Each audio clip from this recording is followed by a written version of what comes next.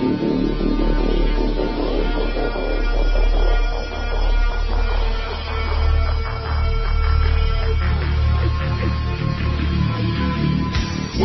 to Paranormal Central, broadcasting live from Central California with your hosts Jeffrey Gonzalez and Alan Thomas. Broadcasting video worldwide at ParanormalCentral.net and broadcasting audio on the Dark Matter Network at ArtBell.com. Are you ready to witness something that you cannot explain?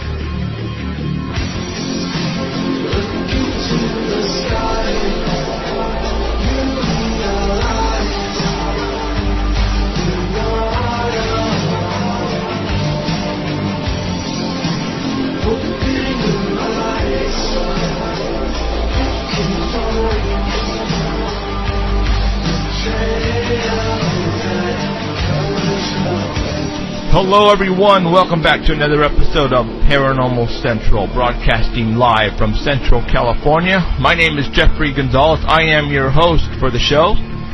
Welcome everybody.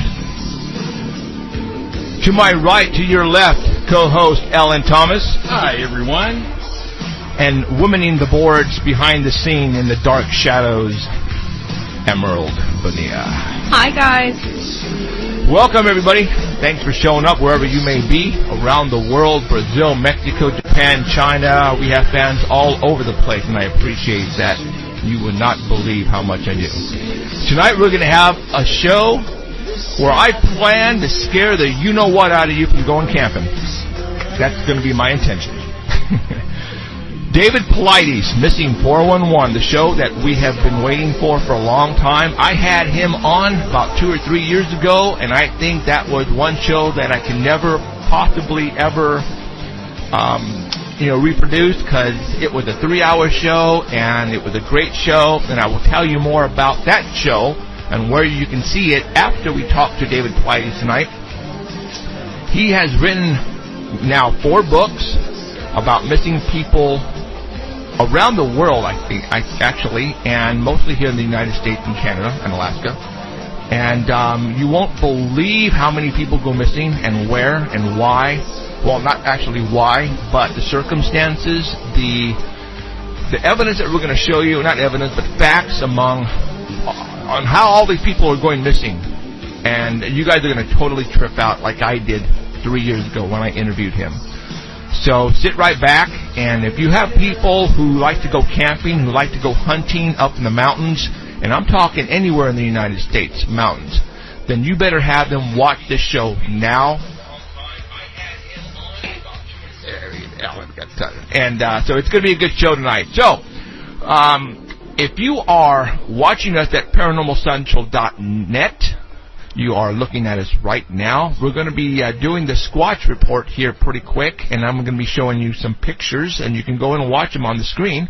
If you are listening to us at Dark Matter Network at the ArtBell.com website, yep, you heard me right, ArtBell.com is carrying our show worldwide on the Dark Matter Network.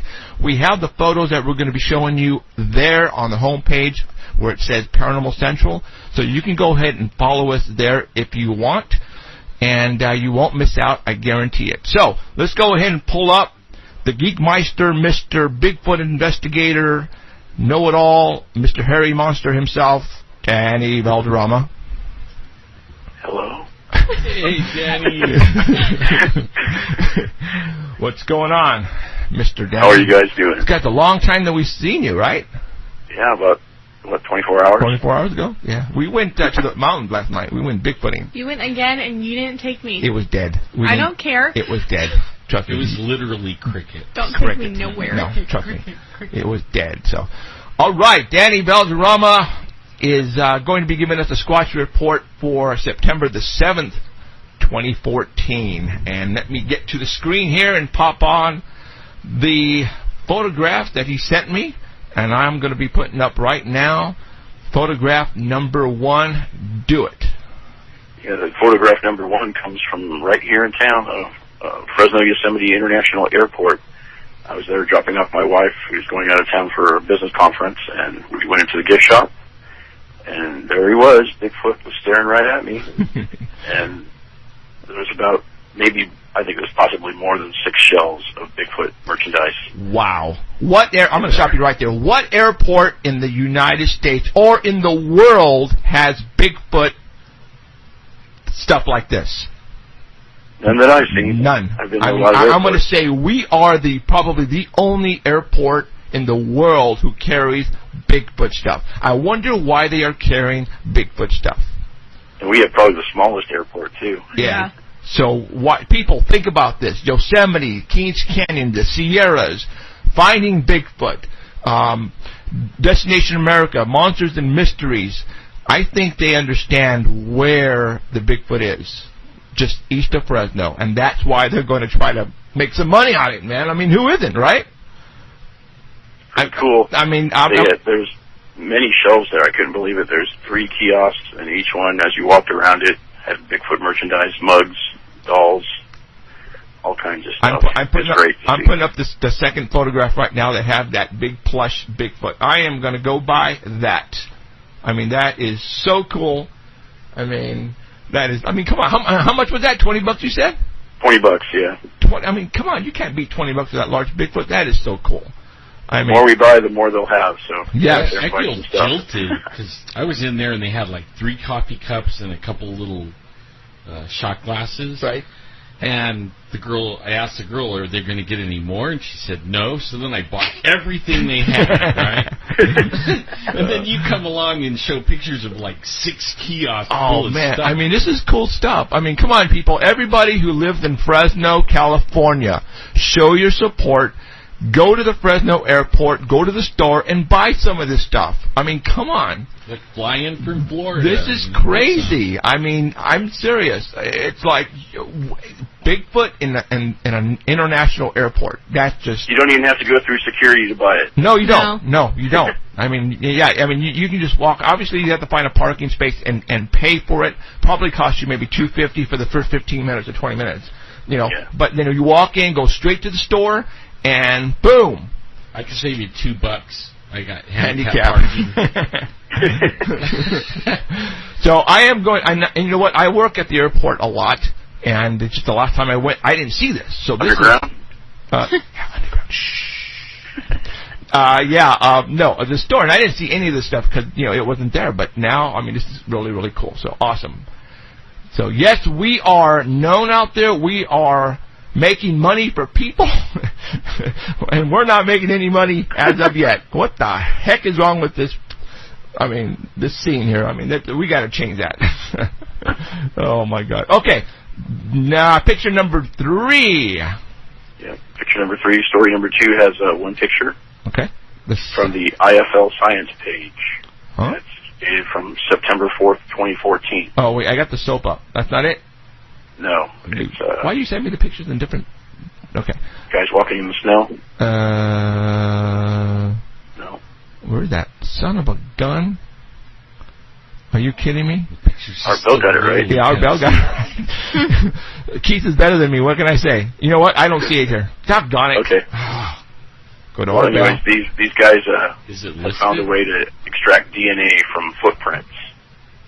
So just when we thought we got everything we could out of the footprints, comes word from these scientists in the Arctic, and an Arctic expedition, that they've isolated polar bear DNA from frozen skin cells left in the tracks in the snow.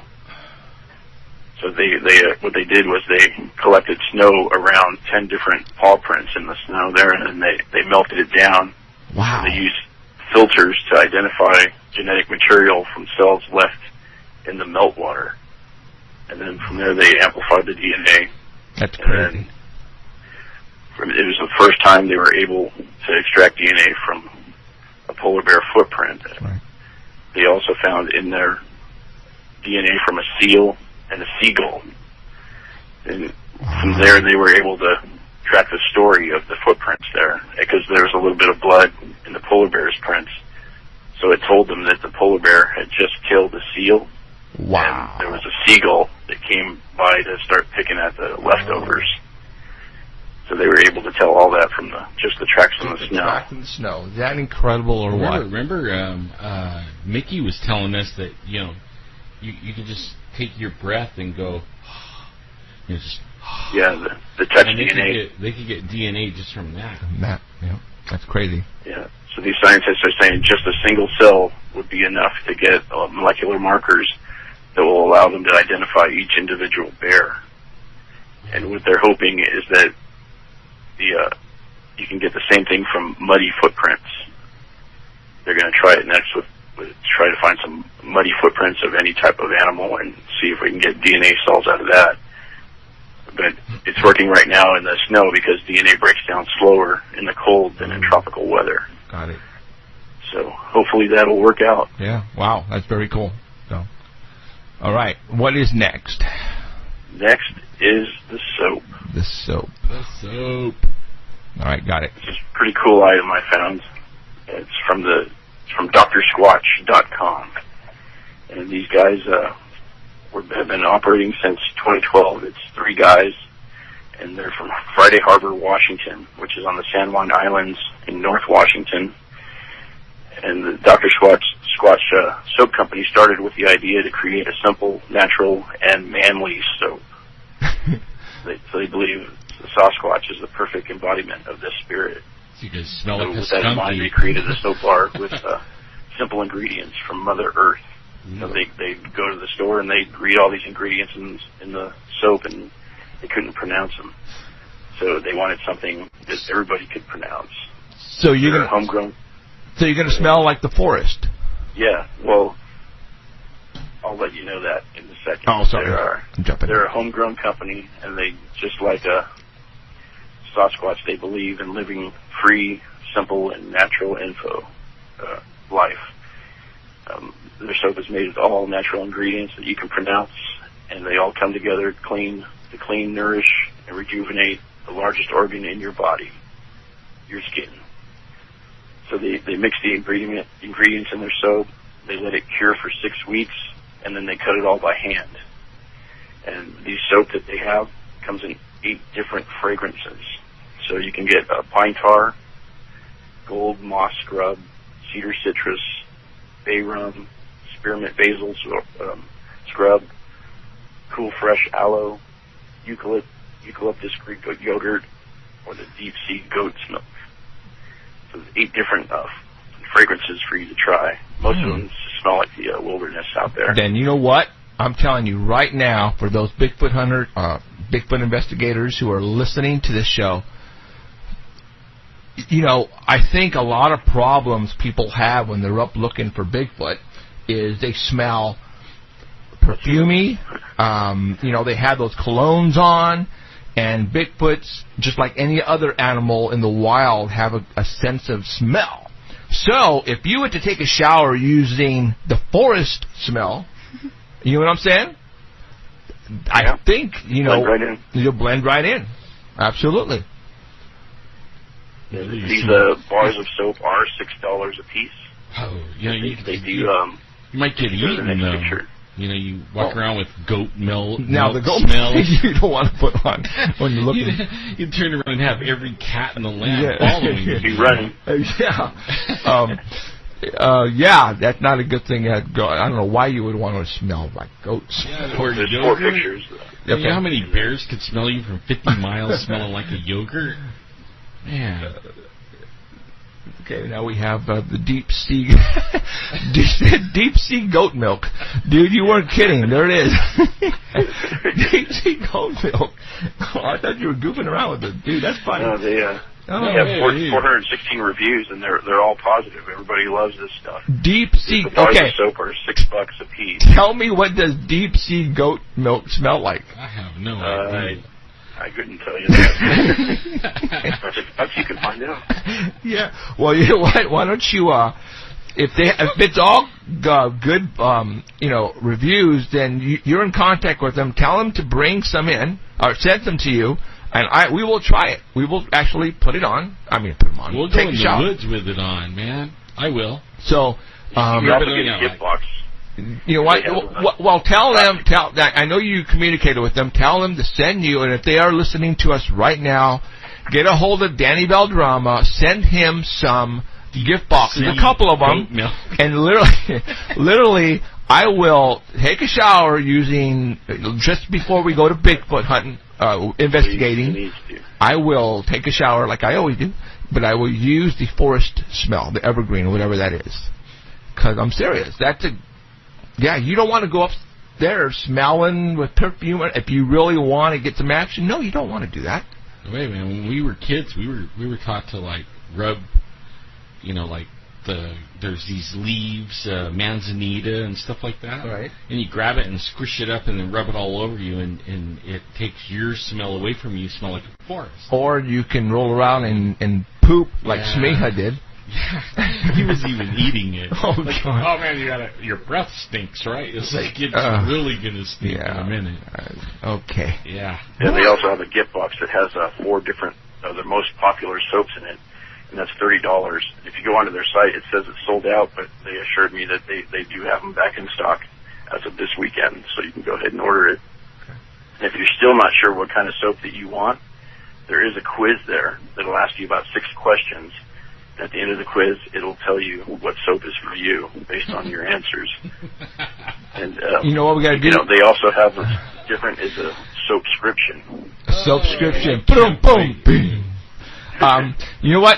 We need the next time you're in the airport, take a picture of this and have them order some of this and put it with the Bigfoot stuff. I'm on my way there actually. About a half an hour. Oh, there you go. And print out a couple of pictures or put them on your iPhone and say, hey, that way when people... they actually do. If you go onto their site, they actually do. If you they're looking for people to sell their item in their stores. Well, there you go. Yeah, so they're actually looking for people to sell it in their stores. On their website. Right now, it's mainly sold online, but they have it at Urban Outfitters, the Space Needle, a place called the Grooming Lounge, and you can contact them if you want. If you own a store and you want to contact them, drsquatch.com. You can get their product in your store too. I really want to see what that deep sea goat milk smelled like. Yeah, so you can the subscription. You can either order 1 bar, 2 bars, or 3 bars, and a month.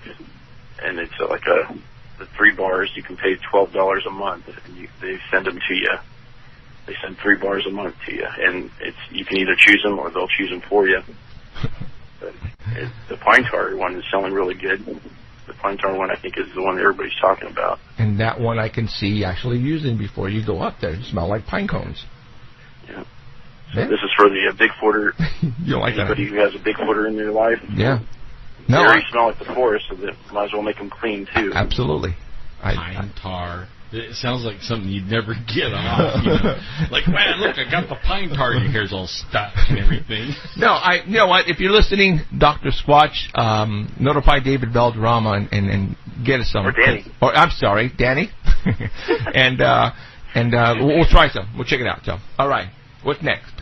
Story number 4. 3 pictures. 3 pictures. All right. Oh. This broke on Monday, September 1st.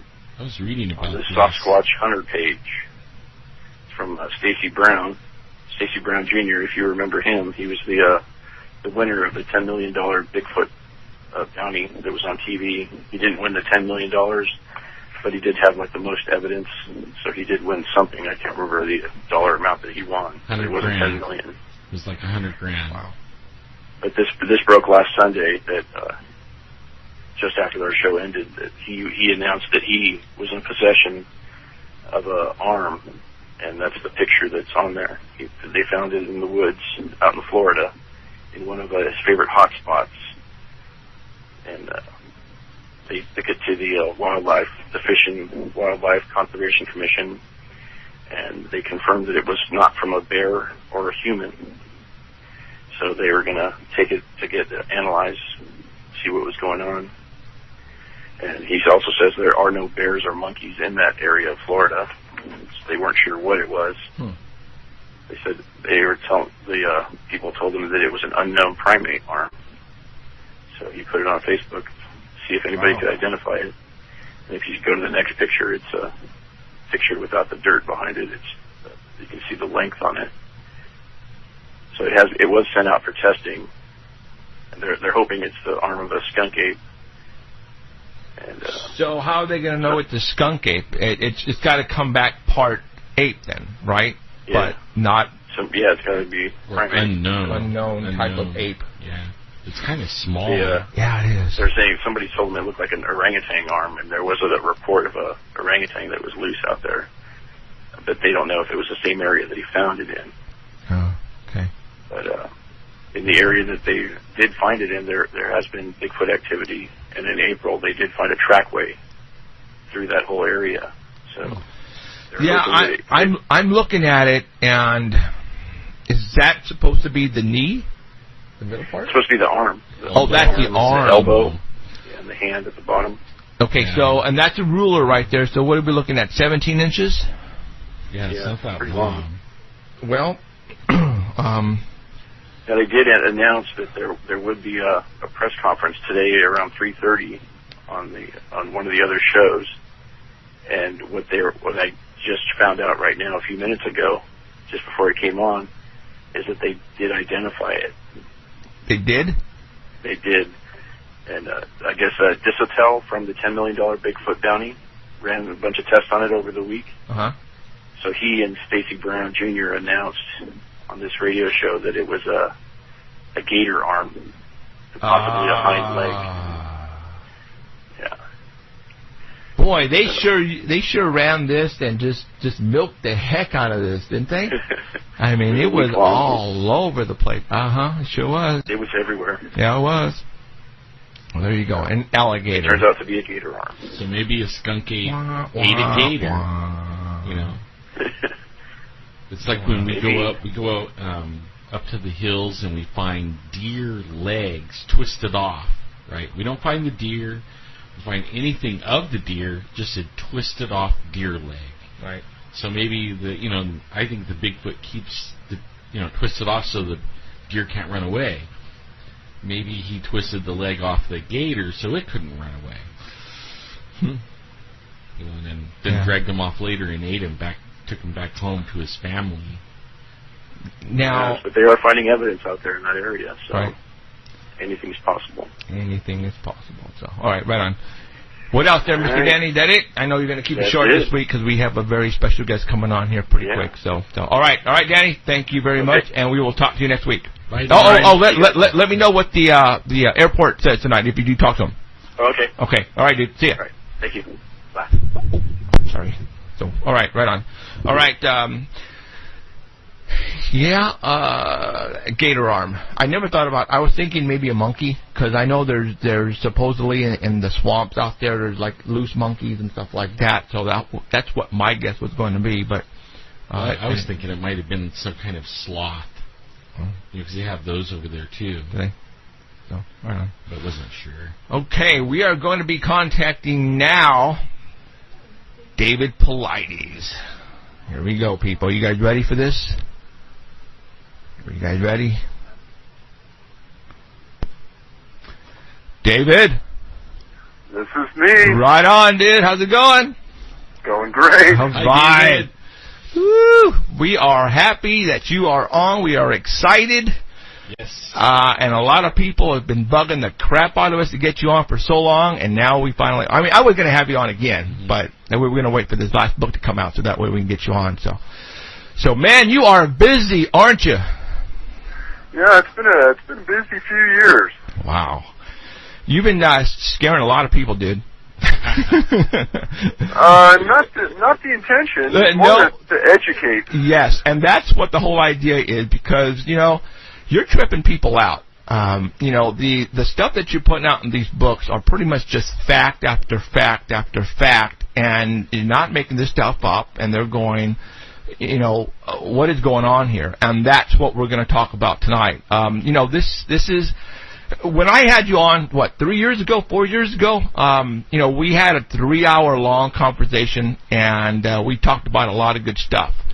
But the stuff now that you have in the last couple of books you're going into great detail, and that's what I want to get into tonight. So So, Missing 411, The Devil in the Detail. Great I love title. that title. Great title. It's good. All right, let's see. Where do we start? Because I have a lot of questions. All right, tell us about this fourth book that you just put out. It's more of an evolution. If people haven't heard about it, it started off about 5 years ago when we got some recommendations from some National Park Service rangers that there was a series of disappearances in parks that they had worked at, and at that front end, there had been a lot of publicity, but then after 7 to 10 days, it tapers off quickly, and then you don't hear about the case anymore. Right. And they thought somebody ought to be looking into it, and they thought that there were an abnormal number of disappearances in the parks, especially in certain locations where they didn't think people should be going missing, and they were. So we started to look into it, and at the beginning, you start to read, 1,000, 2,000 reports, things start to come out that maybe if you read only 100, you wouldn't recognize. But now we're up to over 4,000 reports in 5 years, and certain things are starting to come to the surface that maybe we didn't recognize at the beginning. And so during that evolution of writing and researching and everyone in the team helping out and people all over the world reading the books, there's certain things that have come out that we never even thought of looking into. And as an example, a guy in Finland sent us in this giant letter that showed that there was a correlation between the people that we had mentioned in the books and planes that have disappeared in the Bermuda Triangle. And the idea that we would ever even look into that never came to our mind. But the statistical analysis shows that during the years that planes have been flying, the odds that we would have a number of cases of people disappearing on those same dates doesn't seem logical, but it's fact. Wow. Okay. Let's talk about. Weird. Yeah, that is weird. All right, let's talk about. Okay, I actually, if you can see, I posted the crap out of your book, dude. So, and I got. All right, I chose some certain cases in this fourth book. All right, and I want to talk about those cases. The first case is Robert Willis. Now, we were just talking about that dude 3 weeks ago. Yeah. Okay, I had a friend at the ballpark. He runs the baseball, the minor, the summer program, and I was telling him about missing people and all that. And he goes, "Man, our carpenter friend from the union, his name is Robert Willis. He's the deer hunter. He goes up every year and he goes hunting by himself. And one day he didn't come back." And I said, "Really?" And then Elizabeth Martinez, who knows the family, was telling us that they go up there still to go look for him, dude. Yeah, look for him. They're still looking for him, his family. So let's talk about Robert Willis. Describe this guy to everybody. I mean, this guy is a veteran, right? A veteran of what he does. Yeah, no, he's a long-term hunter, outdoorsman, a rugged guy, very secure in himself and going out in the outdoors alone. He went into an area called the Dinky Creek Wilderness, just south of Shaver Lake, an area that he'd gone to many, many times in the past. And he left home on October 30th, 2008. He was supposed to return the next day. And on November 3rd, he was eventually reported missing at about 5:45 a.m. And at that point, it had already started to rain and snow in the area. As soon as there was a break in the weather, the sheriff put up a couple helicopters, dogs, people on horseback went in.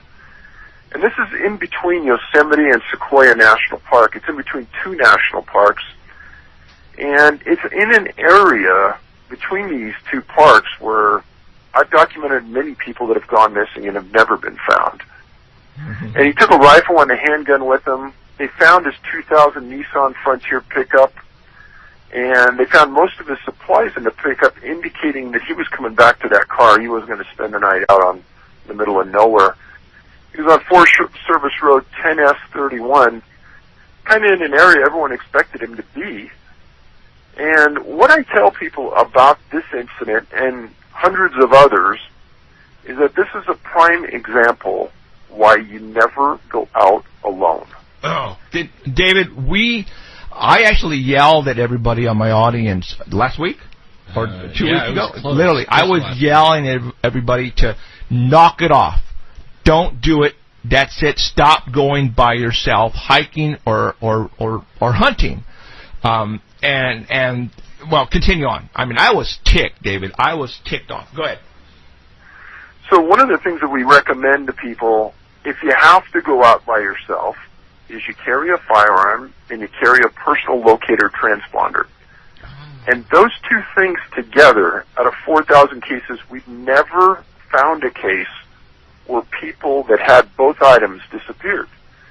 A lot of people with firearms and hunters, a lot of them disappear. There's only been one case where a person was carrying a transponder and disappeared. That person was right on the outskirts of Yosemite. They found him at the bottom of a cliff in a crag, and that's how they located him, because his transponder apparently went off when it hit the rocks. Wow. Now, that case was in the books because it was so odd what happened. I won't go into that, but if you're going to go out alone, carry a gun and carry a transponder. Transponders cost about $200, $300. If you're going to go out a lot in the woods, carry one. What happens is that they send off a signal to a satellite that goes to National Oceanographic and Administration personnel, sends a signal that you're in distress, and they can locate you within 10 to 20 feet from where that transponder is.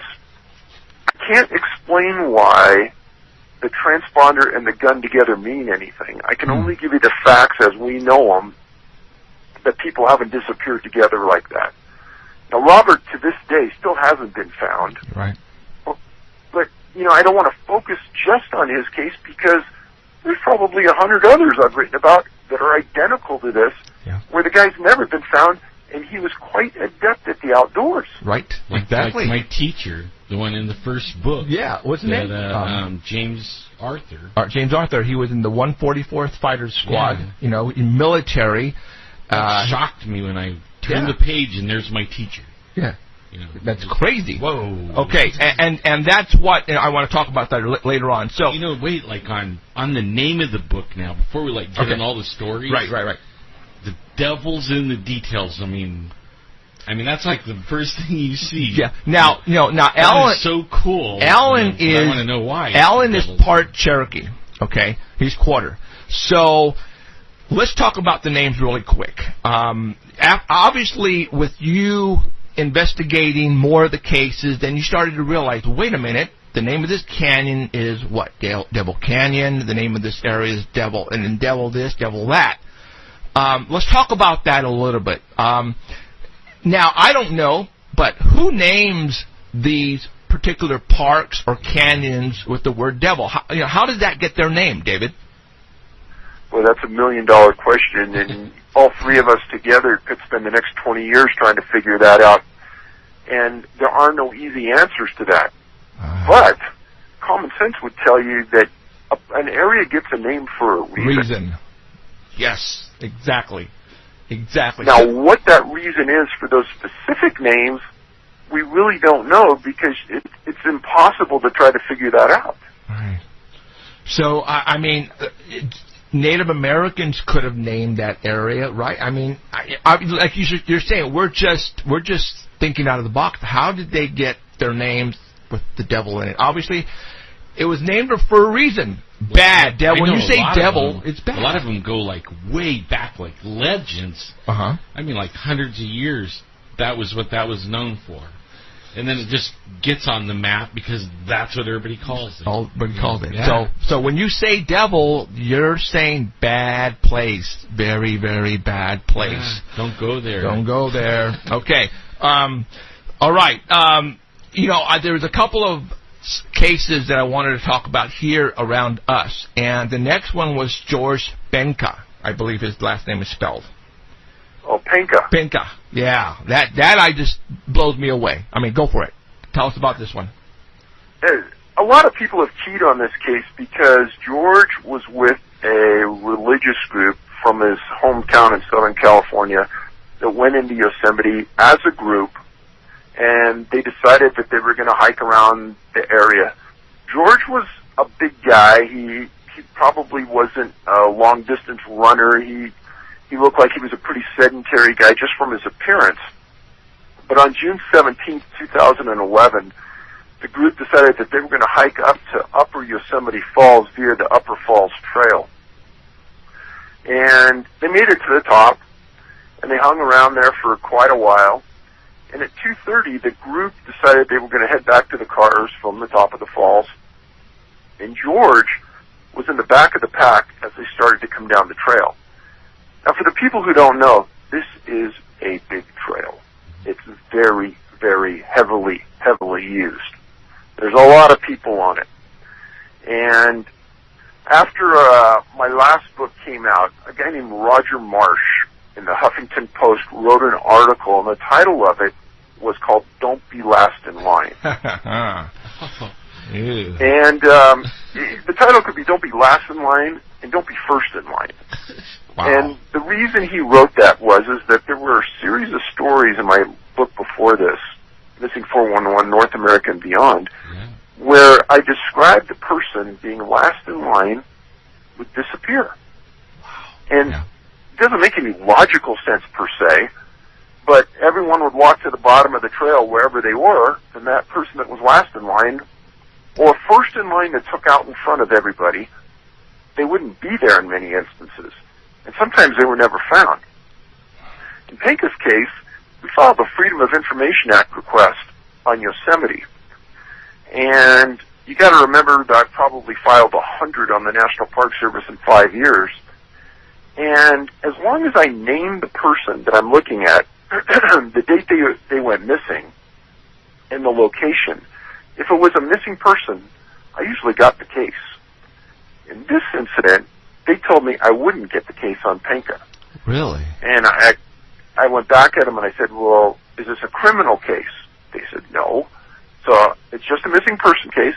Yes. And there's no suspects? No. Well, why wouldn't you let me have the case? And they said, you're not going to get it. Now, Yosemite's done this before, and Yosemite, just so people know, it's the largest cluster of missing people anywhere in the world that we've researched.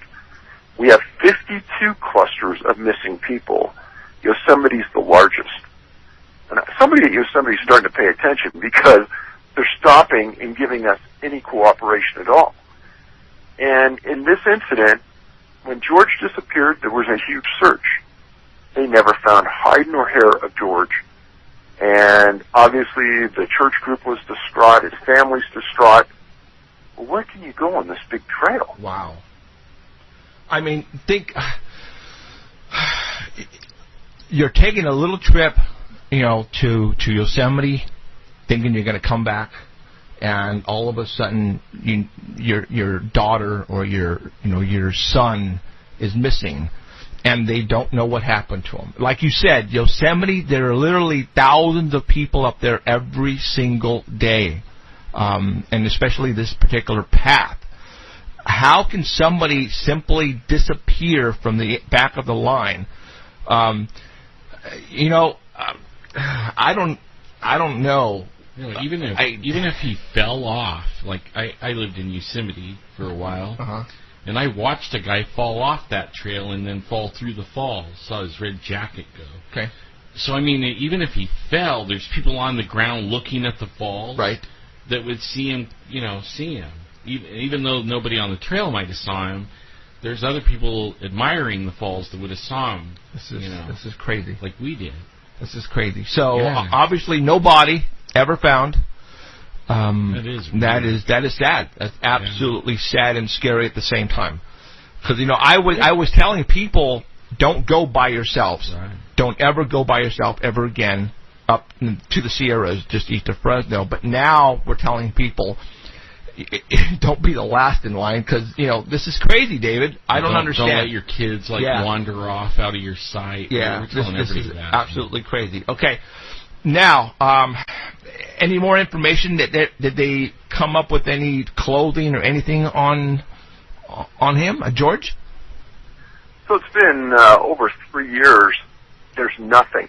And one of the things I think that's important to understand, you guys almost touched on it there, is that if he would have fallen somewhere, or if he would walk behind a rock because he was sick, passed out, and died, I guarantee they would have found his body by now, because through decomposition, the odor would have been overwhelming on that trail. They would have found him. Yeah. I think you're absolutely right. So let's think about this. Okay, you're walking down a trail, and there's other people in front of you. Can a bear come out of nowhere and take you and just run with you? No. All right? Could a mountain lion do the same thing? No. Could a person come by and snag you from the end of the line and take you away? No, because George would have been kicking and screaming and yelling. Right? Correct. So how could somebody, maybe 200 pounds, 225 pounds, simply poof? That is, okay, well, right now what I want to do is I want to make people think. All right, you guys, this is what we're giving you guys are facts on how these people are going missing. Now, you guys are going to try to find out how these guys go missing, and we're going to give you some more cases. All right, now, a couple of months ago, firefighter, Southern California, Mr. Herdman, right? Right. Oh, yes. Yep. You were on a radio station that was being broadcast on the Dark Matter Network, and you basically told that the host of the show how they were going to find him. Why don't you tell us about that story? So Mike Herdman, kind of the all-American boy, 36 years old, married with a daughter. He was an Arcadia firefighter paramedic, and he and another firefighter paramedic on about June 11th, they went backpacking in a Los Padres National Forest in Ventura County. And Mike brought his dog, Duke, with him, and they had a scheduled 4-day trip into the Sespe Wilderness. And if you do a Google search on Sespe Wilderness, S-E-S-P-E, you're going to find that there's a lot of areas back there that have the name Devil in them. And I did some research on the area after all this started to happen, and the facts just started to roll onto me.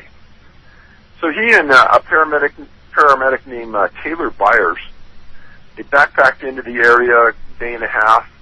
They were set up along a creek, and it was getting to be nighttime on the 13th. And Duke, Mike's dog, took off running away from the campsite.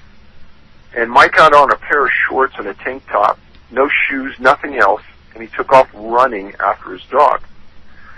Now, for people who haven't read my books, one of the things that we found is that a lot of people, when they are found after they disappear, are missing clothing and missing shoes. And when I heard that he ran off without shoes and he didn't come back right away, we all started to key on this case. Because he was a trained survivalist and an outdoorsman, and he had been to this area many times before. So they started a search for him, and they searched for a week and a half. And they flew the same route into this area every day by helicopter. They put a drone in the air with FLIR, forward-looking infrared radar, looking for body heat. They put canines into the valley looking for a body. They had horse-mounted units come in. They had almost a dozen different firefighter organizations and search and rescue groups in that region looking for him. And they had made a determination on where was the high probability areas that he would be, and they assumed at the beginning that he had to have been hurt, otherwise he would have responded for their calls of help. And 2 weeks after he disappears, a helicopter, it was on June 27th, disappeared on June 13th, is flying that same route, and they see something at the bottom of a cliff, about a mile from where he disappeared. They put a searcher down onto the location, and they find his body there, dead. Now, on the 26th, I was on a show, and we were going over the same facts I just explained to you. And I said, based on everything that's put forth right here, my educated guess is he's going to be found at the bottom of a cliff. He's going to be deceased. He's going to be in an area where they probably flew over before, and they didn't see him, or he wasn't there, and they're going to find him, and they're going to determine the cause of death is catastrophic injury at some level. And they did. Yep. So have they come to question you because you know so much about this? Because it's exactly like a lot of these cases that you have in your books. They're finding them at the bottom of a cliff. Sometimes they're covered in bushes, right? Right. And places where they've already checked before many times, and all of a sudden they're coming back and, whoa, there he is. But wait a minute, we've been through here many times. Explain that one to me. Well, that's something you can't overlook. And I have never, ever pointed a finger at search and rescue and said, they're not diligent, they didn't do their job. Exactly the opposite. Because if canines are coming in and they aren't picking up a scent, if drones are flying over and they're not picking up a heat signature, then and they're doing grid searches area by area, you can't tell me that all three of those factors are failing. Right. As many times as we've documented in the books. Maybe once or twice, maybe 3 times. But over 100, 200 times, I don't believe it. Right. So they are literally disappearing and then all of a sudden reappearing. That's paranormal. I mean, I'm just calling right now, that's not normal, man. I mean, we're talking stuff you see on TV, David. All right? That's what we're looking at here. The facts are facts. You can't get around by saying, well, they didn't check that area thoroughly, which is bullcrap. So how do you not? How did the body get there from not being there a couple days ago? I can't believe that they haven't offered him a TV deal. This stuff will make great TV. Man, okay. I mean, every week he could have like 2 or 3 cases. He could go on for seasons. You know what? I can tell you right now that we're talking government national parks. They're trying to keep this information away from the public. And we'll get into that in a little bit later. So that was a firefighter.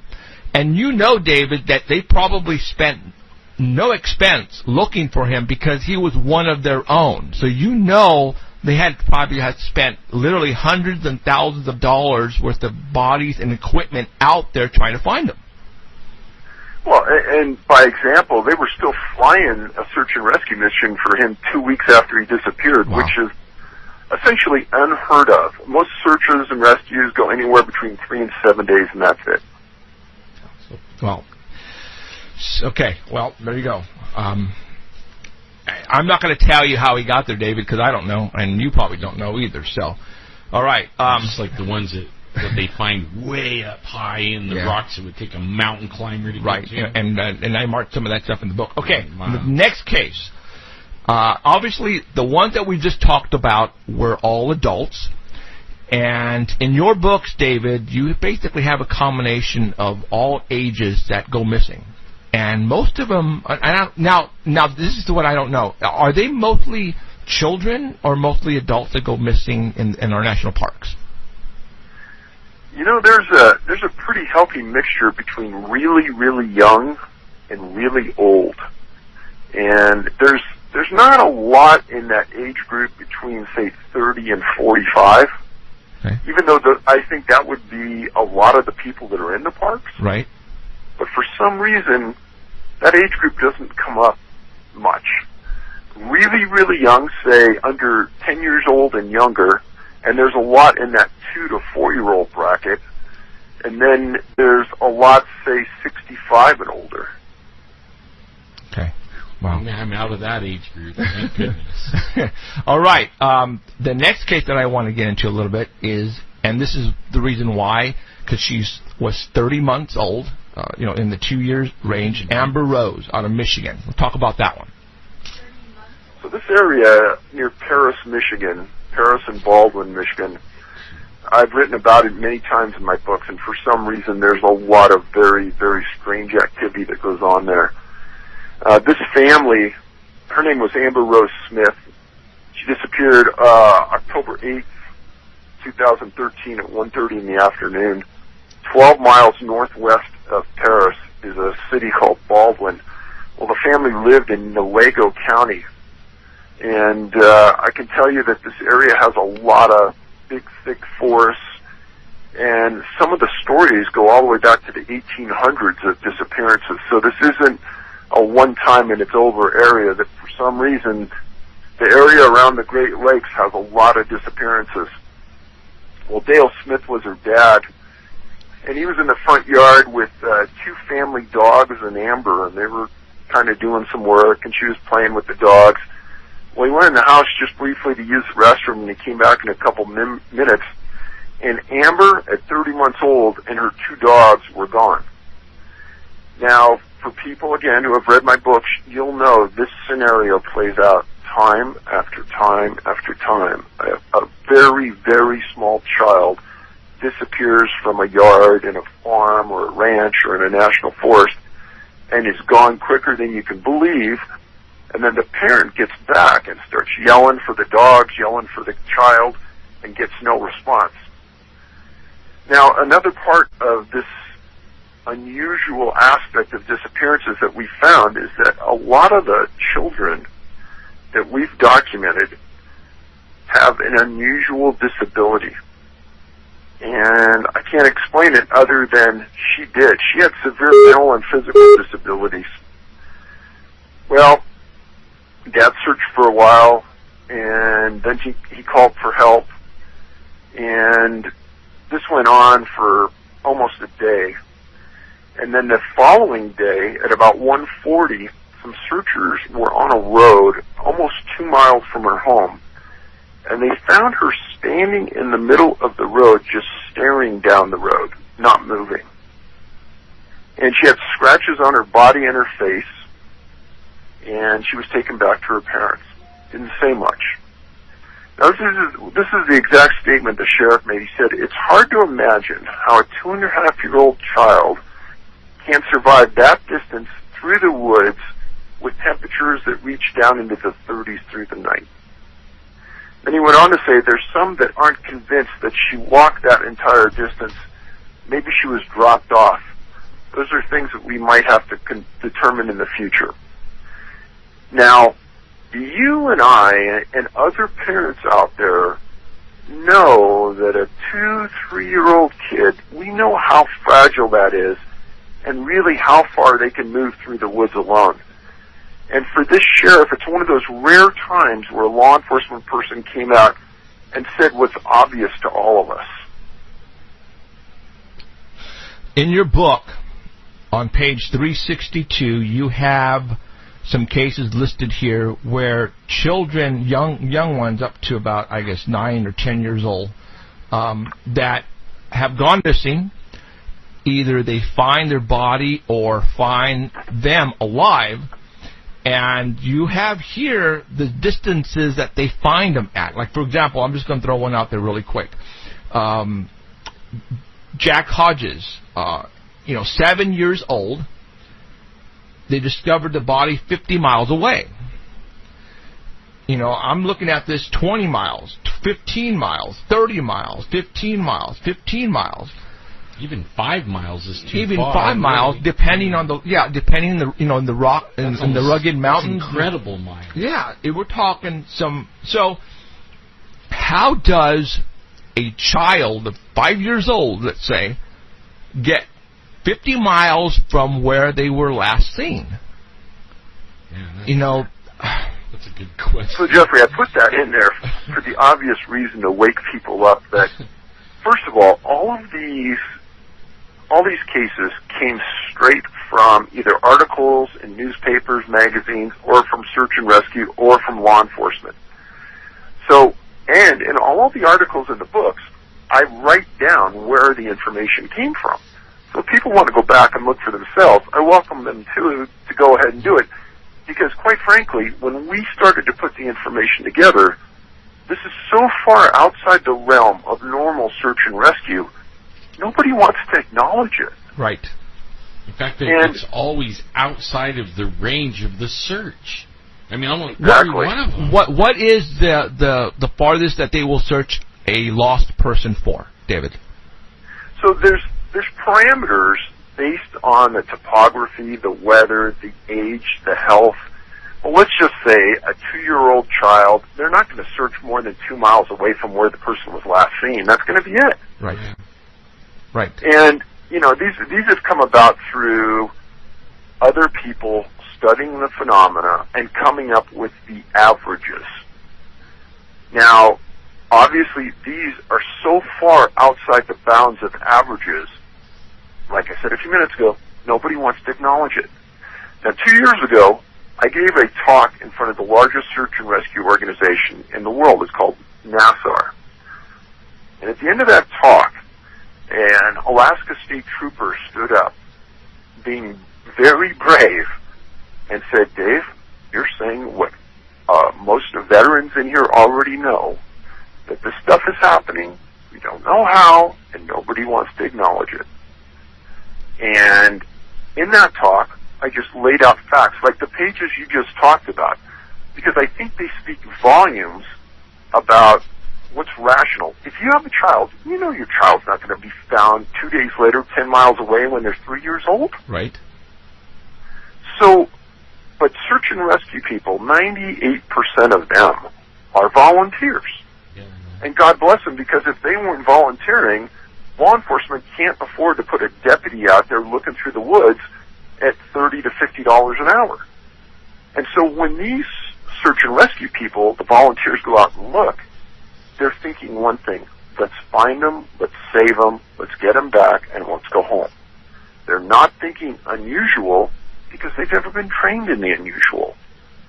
And search and rescue groups led by law enforcement, they really don't even want to talk about what I'm talking about to you right now. Why is that? I mean, is it because they've been told not to, or it's just so just ridiculously just crazy that I don't, it blows me away. I was doing a talk in Sanger at the Rotary Club, okay, and because we were on a TV show, and I mentioned about missing people, and it so happens the fire chief was in the audience on one of the tables, and I was telling him about why does the Sierras, Yosemite, why do we have so many missing hikers and missing campers? Because we see that on the news down here constantly. And I was looking at him when I was saying this, and he was looking at me, smiling, and he was nodding at me, going, and he was acknowledging exactly what I was doing, I was saying. And he was probably tripping out, because he probably had that in the back of his mind. Why isn't anybody else catching this? Well, obviously you are catching this. And I'm looking Jeffrey, you're bringing up a good point, and it goes to something that we started a couple weeks ago with another a lady, a reader of mine. And if I could just plug a petition that's going out. Oh, yeah. So if you go to our website, theCanAmMissing.com, you're going to see a header on one of the links that says petition. I want everyone to go in there and read that. And you just brought up the optimum point. Why don't people know about all these missing people that are out there? And the reason being is there's no way for you to really know unless you read the books. Because the National Park Service, the U.S. Forest Service, and the Department of the Interior will not put on any of their websites any information about missing people other than during that first 7 to 10 day cycle that the people go missing. After that, many times they fall into this category, missing, presumed dead. They don't go on a database, and they're wiped off the list forever to be known. That's true. So what this petition is asking is for legislation to come about that requires them to to maintain an online database of missing people, their location, and identifying information. And this isn't as much for us to know, even though we need to know. There are rooms in the coroner's offices, rural coroner's offices across the United States that are filled, and I'm talking filled, with bones of people they cannot identify. Oregon ran an article, and it's on our website under current events, if you can look through it, that talks about certain counties having these rooms filled with bones that they can't identify because there's no way for them to ID who's missing where. Ah. And the National Park Service has done everything in their power to keep us from trying to find out who's missing, where, when, and how. And so a reader contacted me, we worked on this together, and we started this petition. And we're trying to get 10,000 signatures, and then we're going to go to a senator, and we're going to try to get them to sponsor legislation to get this pushed through. And again, it's nothing that any medium-sized to large law enforcement agency doesn't keep on their website right now. Okay. I already signed it. I want everybody. We're going to give the website out. It's called the petitionsite.com, right? Yes. Oh, you have to go to the right one. But go to your website. Say that again. Your website, Can-Am? CanAmMissing.com, like Canadian American, CanAmMissing.com. Okay. Just look for the header that says petition. Click on the petition. It'll take you to the site. You can read it, and then I'd be blessed if everybody would sign it. Absolutely. All of you right now who are watching us and listening to us at ardbell.com, if you can do that right now, do it. If not, do it after the interview, after the show tonight. Now let's get 10,000 signatures on here so we can try to get this thing moving right along, because this has to stop. Is it all right if I we have a website also, and can I put that prominently on our website for a while?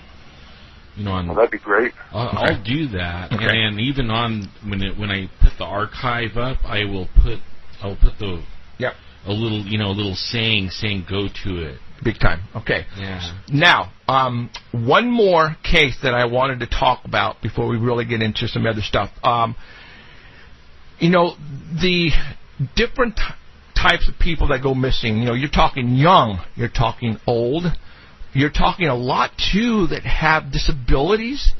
And you also have some that are very, very smart people that are going missing. Like, for example, Cross, Mr. Cross. How do you pronounce his first name? Alioth? I don't know. I'm not sure. Alioth? Alioth. There you go. From Lake Arrowhead, he went missing. Now, he was a professor, right? Correct. Okay. Now, we're talking, when we're not people, we're not saying, all these people, partiers, teenagers that are going up, they'll go partying and they get lost, and we're talking people that have smarts. We're talking credible people who work in law enforcement, who are military, who are professors. They're going missing. Now, you would think that somebody with intelligence would know how to get out of trouble, who know not to get into trouble. And this one caught my attention because, he was an older gentleman, but still, he's a professor. You would think he'd know how to take care of himself. He was up in the mountains. Now, talk about this one. So in my latest book, one of the categories that I came out with was scholars or academic types.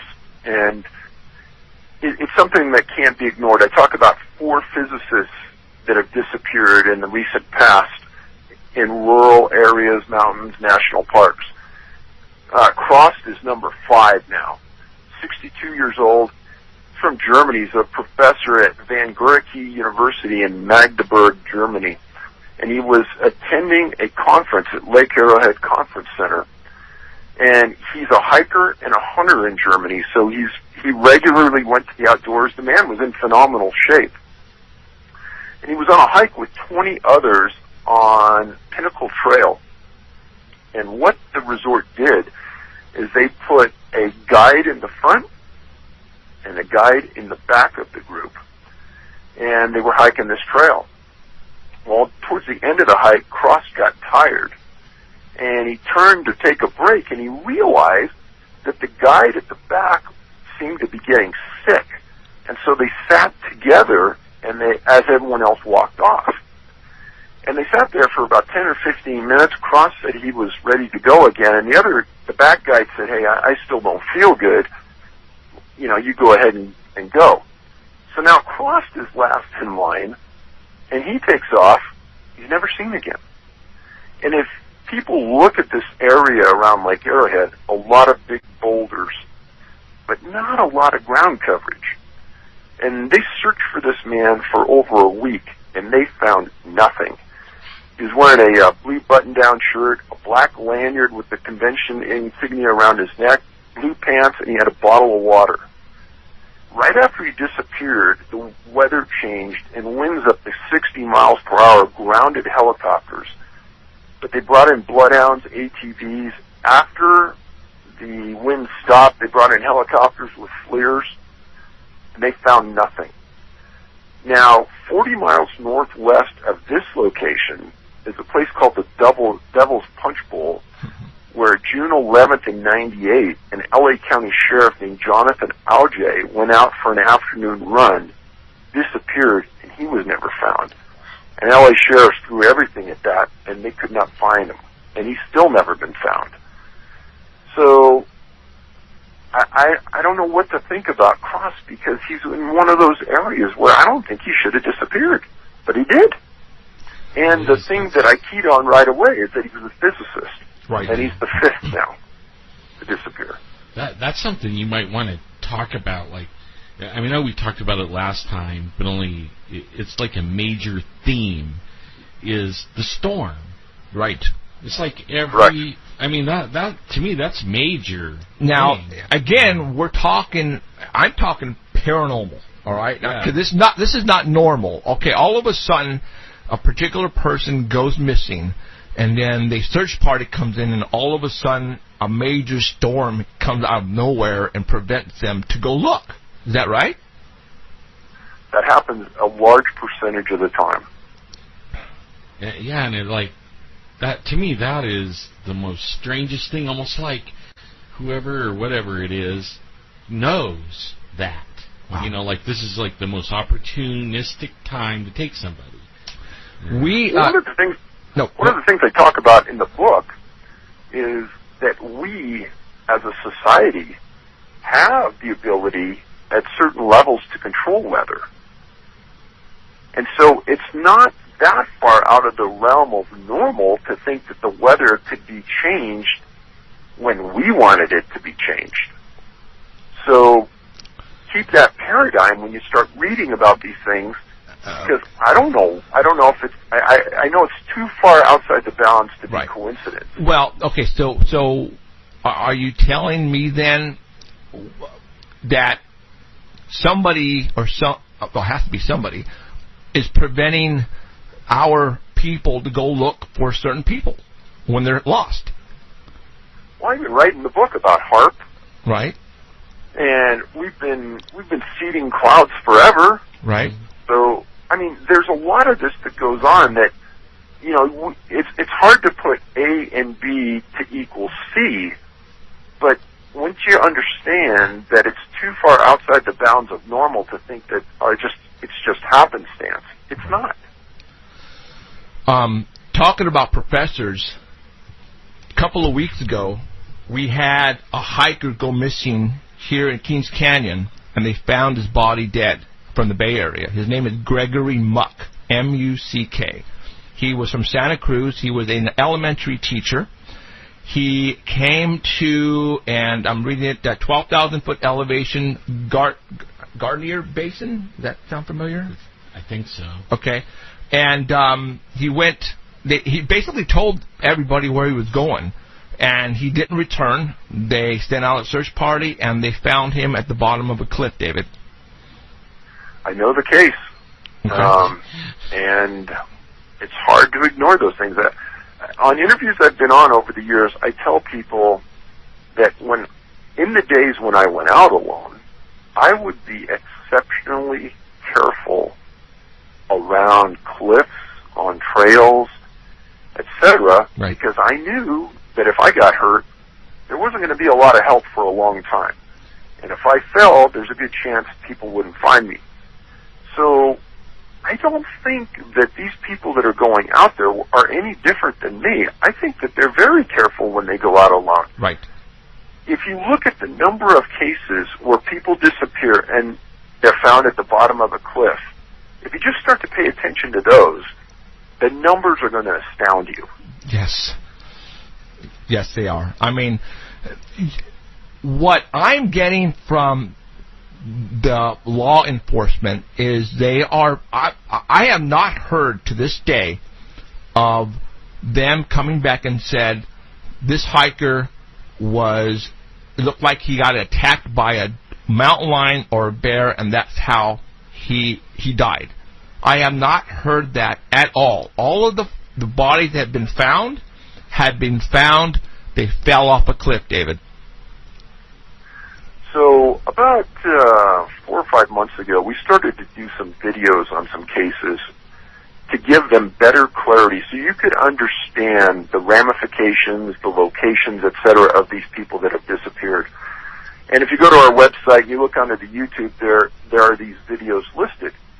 And one of them involved a physician that disappeared this year named James McGrogan. He's from Indiana. And I just want you to go and watch the video and see the trip that some people allege this man made and where he was found at the bottom of this cliff. And then understand that he had GPS, understand he had a cell phone that worked, and he had connection, and a city was within sight of where he disappeared. All these things come together and you start to say, this doesn't make any sense. Well, no, it doesn't make any sense. And he's an ER physician, so he's used to making rational, quick decisions. That's what he's paid to do. And you're going to tell me that this guy traveled cross-country in the middle of winter, 4.5, 5 miles to his demise? No, I don't think so. And all of these things start to come together. The more you read, the more you can see the facts don't make sense. Right. You've changed. Like, I grew up in the mountains, and in fact, around Yosemite, and I have the teacher James Arthur disappear. But my whole life changed. I saw a Bigfoot once up there, and then that changed everything. I didn't go by myself anymore. In fact, I didn't go for 6 years camping. But only then, after seeing your books, I don't go alone. I don't go. I mean, it totally changed everything. And I used to go for 2 weeks at a time, all by myself, hunting, camping, and really never even gave it a thought. But not anymore.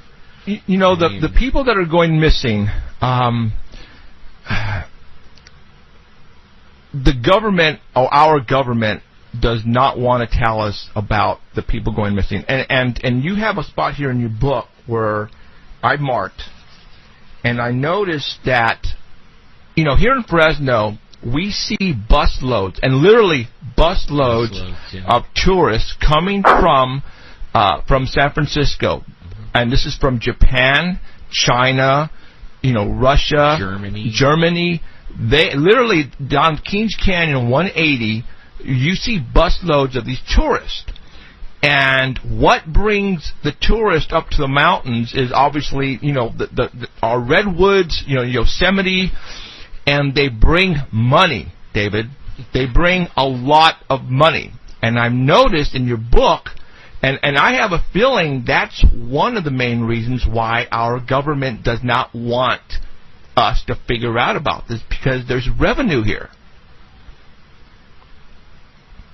Right? Well, I think that there is no doubt. I mean, there's a study that was done on Great Smoky Mountain National Park. It brings in essence, almost $800 million a year to the surrounding communities.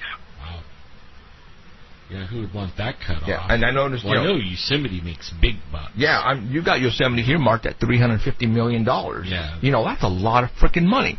But obviously, that's not one of the main reasons why. I don't know.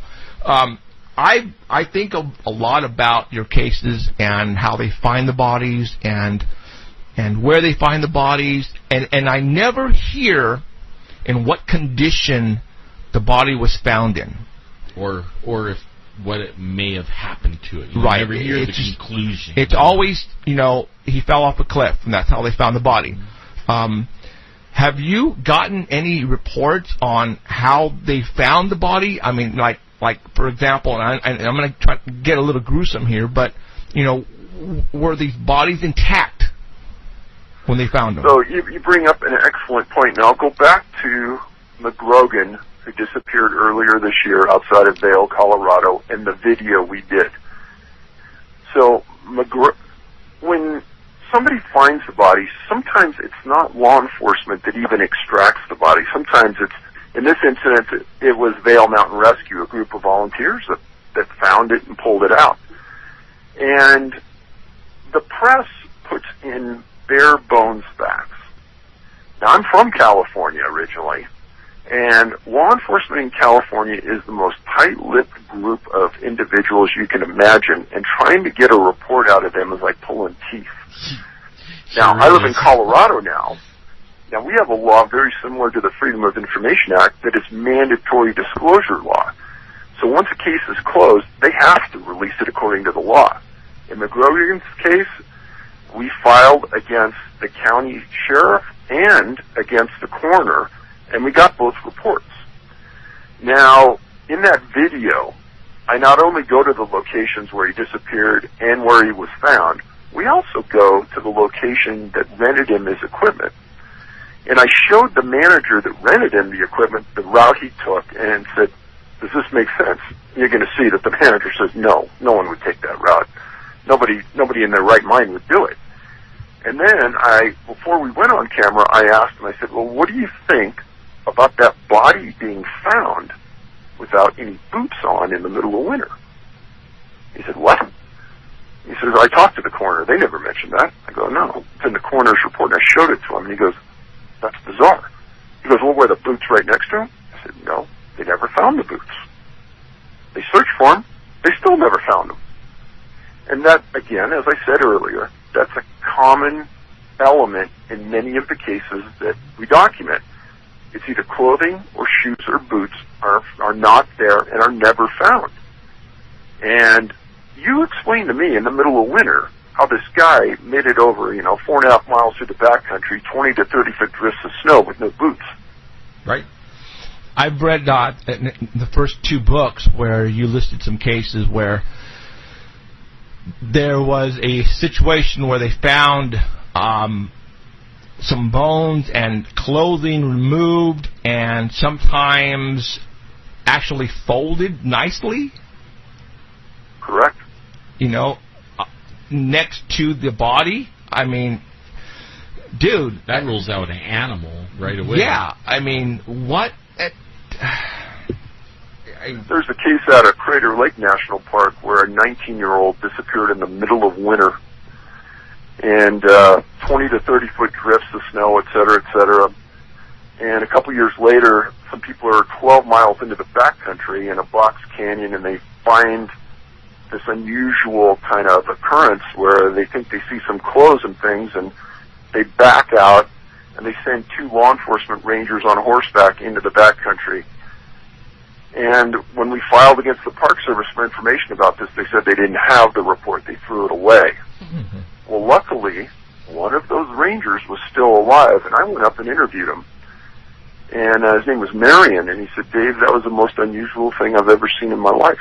Because my partner and I rode in, and we stepped over this large log, and he goes, imagine if you were standing up, and you unbuckled your Levi's, unbuckled the belt, dropped the zipper, and dropped your pants down to your ankles. He goes, that's what we're looking at on the other side of this log, with socks at the bottom of these Levi's. With little bones in the socks, and a broken tibia in the right leg of the pants, but no other bones. And he said, I've done hundreds of these backcountry recoveries of bodies, and I've never not found boots. He goes, there were no boots there. He goes, there was no coat, there was no shirt, there was There was no camera. There was no sheath of the knife he had. And he goes, but the better question is, how did he get 12 miles into the backcountry with no skis, no snowshoes, and no winter equipment to get there? Yeah, Because we were so disturbed by it, we backed out and called for an FBI evidence response team from Portland to come down and work the scene. Oh. Wow. I've noticed here that people who are listening and watching right now, this has been going on for a long time. Long time. As a matter of fact, David lists has dates here, and the earliest you have is 1826. So, this has been going on more than a century. And who knows how long before that. Right. You That's know? how they got the devil names. Yeah, that's it's eating me alive. That how did they get the I'm thinking Native Americans. That's what I'm thinking. Yeah, I mean, it could be miners. But I mean, people started naming these names because usually it's bad. Right. It really is. It usually is bad. Yeah. But I don't know how long it goes. Just to let everybody know, after we talk to David tonight, we're going to be giving away 2 of his books. All right? I'm going to give you the number right now, but we're not going to do it right now. 559-287-8367. 559-287-8367. Yeah, don't call. Don't call now. Don't call. We'll let you know. Now, David, I went to Amazon and pulled up your books on there. What the hell is that all about? Okay, I'm going to put up a picture. I took a snapshot, and I am going to put up a picture right now and show everybody. I couldn't believe it either. Okay, they don't want you to talk about this. Go ahead. Talk about these prices on Amazon. Obviously, you're not doing this, right? No, we don't sell on Amazon. We have our own website. We have good penetration on the web. If you Google Missing 411, the name of the 4 books, our site comes up number 1. Right. In fact, I'll have that site. I have a contact site or a contact page for our guests, and I'll have that on in there too. And I won't put the Amazon one. No, and I just want to show everything. I think this is funny, David, but I'm thinking now, was this are the prices put on there by people who have bookstores and that are selling this, or what? I mean, so what these appear to be to us is people that are buying our books and reselling them on Amazon at a huge profit. Huge? I can't believe people are paying that much for a book myself. No, they've got to be out of their mind. Okay, your recent book is going for $2,342. Your first book is going for $2,361. Yeah, I say you're pretty damn popular, David. Yeah. Or somebody does not like you and does not want people to buy these books. Because if people are not familiar with shows like this, they're not going to know about your websites. You know what I'm saying? They're not. They're not. Like I said, you're coming across. There's something going on. Our government knows exactly what's going on. And they want to keep this hush-hush. Obviously, you've been getting grief since you first started finding out or trying to get information from the government. They don't want to give you case files. They're making you pay or want you to pay millions of dollars, right? Correct. Man, that blew me away. The millions of dollars just for a little report. Yeah. You know they're hiding something when that happens. Now, since the last time we've talked to you, has anybody from forestry or government pull you aside and give you some information that obviously you haven't told us about, or something? Put in the book. Yeah. So a friend of mine and I were at a national park. Maybe so. I think it was last summer. And we step into one of these little satellite offices, and there's 3 older gentlemen standing around a table talking to one ranger. and I happened to just be nosy, but they saw me standing there listening, and they were talking about some fascinating stuff, and you could tell that these three older guys really knew what they were talking about. And one of them gets up and he goes to the parking lot, and he kind of appeared to be leaving, so I followed him out, and I introduced myself, and I said, "Hey, if you have a minute, I'd love to talk to you. You seem to have a lot of information." And he was the nicest man you could ever believe. And he says, "Yeah, I'm a retired special agent from the Park Service." And I said, "Oh, well," and I told him what I had done and my background, and I said, "Hey, could I talk to you?" And we ended up standing there talking for like an hour, hour and a half, and he was very frank about many things. And I asked him, I said, "How and why does the Park Service withhold this information about missing people and not inform the public about these issues and blah, blah, blah?" He looks me in the face, me and my friend, and he says, "It's a lack of integrity." Those were his words. And he told us a series of stories about investigations he was doing where they were thwarted, and almost purposely somebody interdicted to ensure that the investigation wouldn't go forward. And it was a very enlightening conversation from someone who was there, who had done it, who had experienced it, and was very frustrated. And so people know, the National Park Service has a large law enforcement contingent that are law enforcement police officers and marked cars that have gone to some of the best law enforcement training in the world through the Federal Law Enforcement Training Center. And after you've been there for a while, you can step up and be a detective, and you get a category which is called special agent. And they're the ones that do the bigger investigations into the park.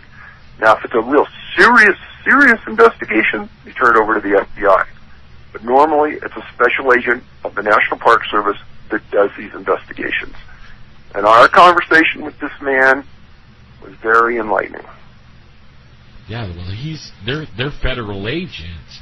That's pretty cool. I mean, so that like the guy I would have been blaming would have been him, but then you find out it's not him; it's somebody higher up than that, even. You know, one thing I tell everybody yeah. is that when you go into a park and you look at the rangers in the park, those people are here for us. They're great people. They're doing a job that is a great service to everybody who visits. They're looking out for our well-being. These are not the people that are making policy inside the Park Service. And I seriously doubt if those people know anything about what we're talking about. It's the people my guess is it's the top 3 or 4 people in the Park Service that really know what we're talking about right here. Are you familiar with the forestry department is trying to close up some land at higher elevations above, 5,500 feet? Something like that. And millions of acres east of Fresno. They say because of a certain toad, a frog, and basically they want it fenced it off, and they want to keep people away from the upper elevations.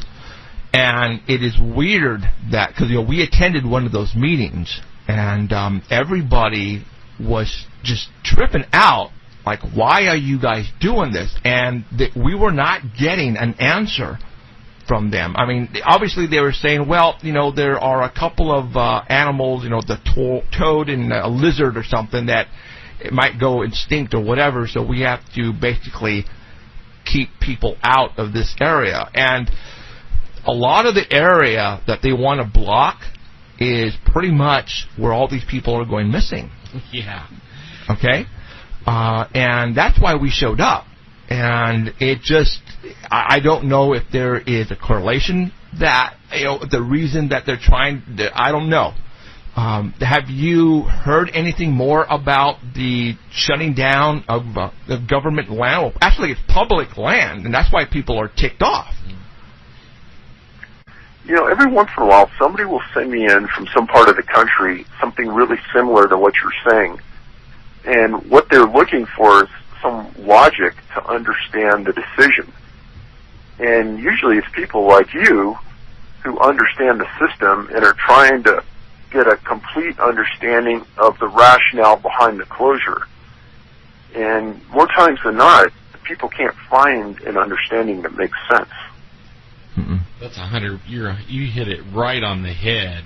I mean, and everybody in the room was getting frustrated, and the ones running the meeting were just like smug. Yeah, they tried to answer, and they were beating around the bush. Yeah. And it was just crazy. So, all right. What is next on your agenda, David? Well, I could say so far this year there's been a bumper number of people who have disappeared that fit the profile of what we're researching. Yep. And it has. It really has. Really. And that's very disturbing, because last year was another one of those years that if you look back in the previous 30, there were more than ever. And I don't think it's our awareness of the topic. I actually believe that there's something unusual going on, which is even more bothersome. So, I mean, in the last year, I've had 3 families of victims that have contacted me. One, a girl that's a physician, and a guy that was an attaché out of British Columbia for the government that disappeared on a hike. Her mom contacted me. A wife of a man who disappeared in British Columbia contacted me. And Jared Adadero's dad contacted me. And in fact, I'm going to be going to a search and rescue meeting this week with Alan Adadero, and he wanted me to go with him to help explain some of the circumstances in his son's disappearance that people don't want to acknowledge. What's so particular about that case? That's interesting. I mean, his son was in a wilderness area, and he was with a group of adults, and somehow he got away from them. And in fact, this is one of the videos we did that you can watch online on our website. And he disappeared. They searched for him, and 4 years later, they found his shoes and a sweatshirt and a pair of pants inside out, 550 feet above the trail that he was on. He was 3 years old. And we made the hike up to the location where they found his remains, and they only found a tooth in the top of his cranium.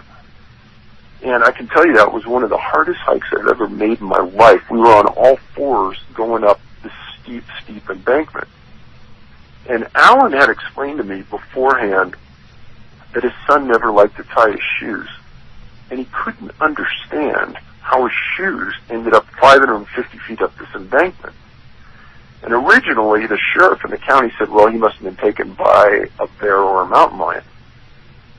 Well, Alan showed the clothing to some mountain lion experts, and 3 of them said, no, he wasn't taken by a mountain lion, based just on such little damage done to the sweatshirt he was wearing. It doesn't make sense. And then everyone questioned why his pants would be inside out. And therein lies another issue on many of these missing persons cases, is that when they're found, their pants are inside out. Think about that. Weird. That's one of the things that boggles the mind. Yeah, Jared's shoes look to be in immaculate condition for supposedly being in the winter for 4 years. The colors were vibrant. really? Yeah, and you watch this video and you can see the shoes. It's going to be puzzling to everybody that they were out for 4 years. But how he got up that 550-foot area is beyond any logical grasp of an explanation. I have no idea, because I did all I could, and I'm in phenomenal shape to get up the side of that mountain. Wow. And how old was this person? 3 years old. 3 years old. No way. Okay. And that's what we're trying to tell people. In fact, that's something you might do is that we haven't done yet so far is list the things, like we did the storm and stuff like that, but only like tying them all, the things that, the criteria that makes it into the book, you know what I mean, or into makes it one of these kinds of cases. Well, so at the beginning of each one of the books, we go through this explanation. Right. And this is one of the other reasons why we started to do these videos, is to to give some clarity to maybe any ambiguity that may be out there about these cases, and take the rumors out and talk about the facts. And in Anadero's case, few of the facts have ever come out like this, and now they're finally out there on the table, and it'll be interesting to see what the response is from law enforcement. I think it's interesting. Like, they try to avoid the subject. We've talked to several around here. I know some, and when I talk to them, they don't even want to talk about it at all. Like you were saying, California has tight-lipped cops. These guys are tight-lipped on this for sure. Wow. Okay, David. I'm the reason why I brought you on is I've been trying to put in people's heads that there are people like you and me, children that are going missing. I have friends and relatives who like to go camping, and they just let their kids go out and run around, and they need to watch, their loved ones from now on. And like Alan was saying a couple of weeks ago, I went on a rant, and I pretty much said, that's it, you guys, stop going by yourselves. No more. You need to go with somebody, carry a gun, and like you, carry some type of transponder, GPS, in case you do get lost. But that is not, don't think you're going to be safe even with a gun. Because people are going missing with guns, right? Yeah. Absolutely. Shit. Okay. All right, David. Your website again, Can-Am. What was it? CanAmMissing.com. Go there, look at the petition, and then go to the YouTubes and watch our YouTubes. It'll offer a lot of clarity to you, and it'll help your argument, Jeffrey, about people going into the woods and why not to do it. Because there's one on there about a small kid. There's one on there about an elderly man. So it covers the bases. Right on. I just subscribed a little bit ago before the show. So, I just happened to see that and subscribed. So I'm going to be watching. So obviously this is your fourth book. Are you going to be writing another book on more cases, or are you going a different direction, or what do you got going? I'm not sure what's going to happen next. I mean, the response we've had from the videos has been astounding. It's all positive, so that's good. We might continue to do that, accumulate cases, and just kind of see where things go with it. Okay. But it's people like you that we sincerely appreciate the visibility you're giving the topic. Roger. All right, David, I appreciate you coming on. This stuff just intrigued the hell out of me because I'm going to say it, it's paranormal, man. This is not normal stuff that's happening to the public. They're going missing, and how they're going missing, it's just blowing my mind, and I'm sure you're blowing a lot of people's mind out there right now. So, all right, David, thank you very much, and I'm sure we're going to be talking soon in the future, all right? Sounds great. I appreciate it, guys. All right, take care. See ya. Bye-bye. Now you know why I've been telling you guys, stop it. Stop going by yourselves up in the mountains. You need to quit right now. All right? I mean, come on. We just had a hiker just found dead 2 weeks ago, east of Fresno. All right? And we just, actually, they just found a dead body at Shaw Avenue and Zedeker Avenue. And this is way on the bottom. And they're saying they found a dead female, and that's it. They're not saying anything more. So you guys need to stop right now. I got 2 books that we're going to be giving away. And let's go ahead and do it right now. Let's give away the first book. Fourth caller. Fourth call. Really? Yeah. Okay, well, okay. Oh, wait. Actually, go through, hang up on 10 calls, and then we'll start after that because of the delay on Art Bell. Remember how you were telling me? So the 14th caller. So the 14th caller. All right, so let's go. I'm going to give you a book. Not even make the delay. I think so. You think so? I think so. All right, you guys, let's go. We're going to give away one book right now. Missing 411, The Devil's in the Detail. There's some stuff in here that's going to blow your mind. Actually, there's some stuff in here that I didn't talk about with David only because, the whole idea on him coming on is to talk about the facts of the people that are going missing. There's like, I don't want to say a chapter, there's like about 4 or 5 pages that have to do with paranormal in here. All right? But if you want to read it, you have to buy the book. And I'm telling you, there's stuff in here about fairies, and UFOs and other stuff like this. But he's only putting it out there because it's not what we think it is. It's there's information that comes about some of these cases that'll trip you out. All right. Again, I don't know what's going on. I have no freaking clue. Why are these people all of a sudden disappearing? Well, I'm not saying all of a sudden. They've been disappearing for over a century now. And this has been going on. You imagine how many thousands and thousands of people have gone missing? You guys remember, too, I've said this before on my show, I actually had a retired lady, forestry department, who wrote a couple of books. And she was the one that actually arrived early at Yosemite to open up the gates. She wrote a book, and she quoted, and this is what she said in her book, and I almost memorized it only because it just blew me away.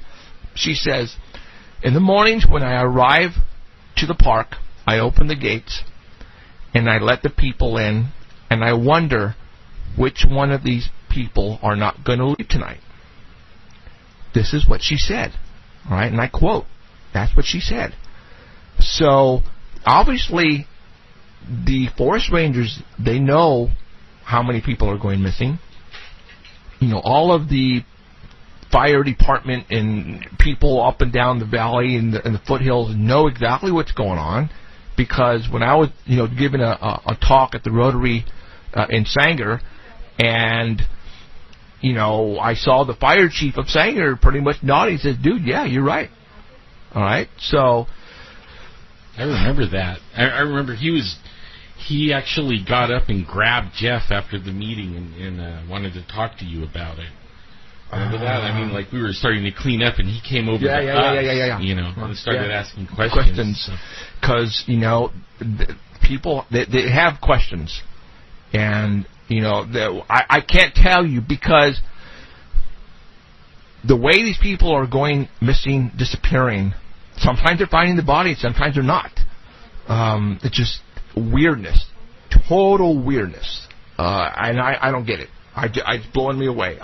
This is totally supernatural stuff that's happening, and our government knows. David didn't want to say supernatural, but it is.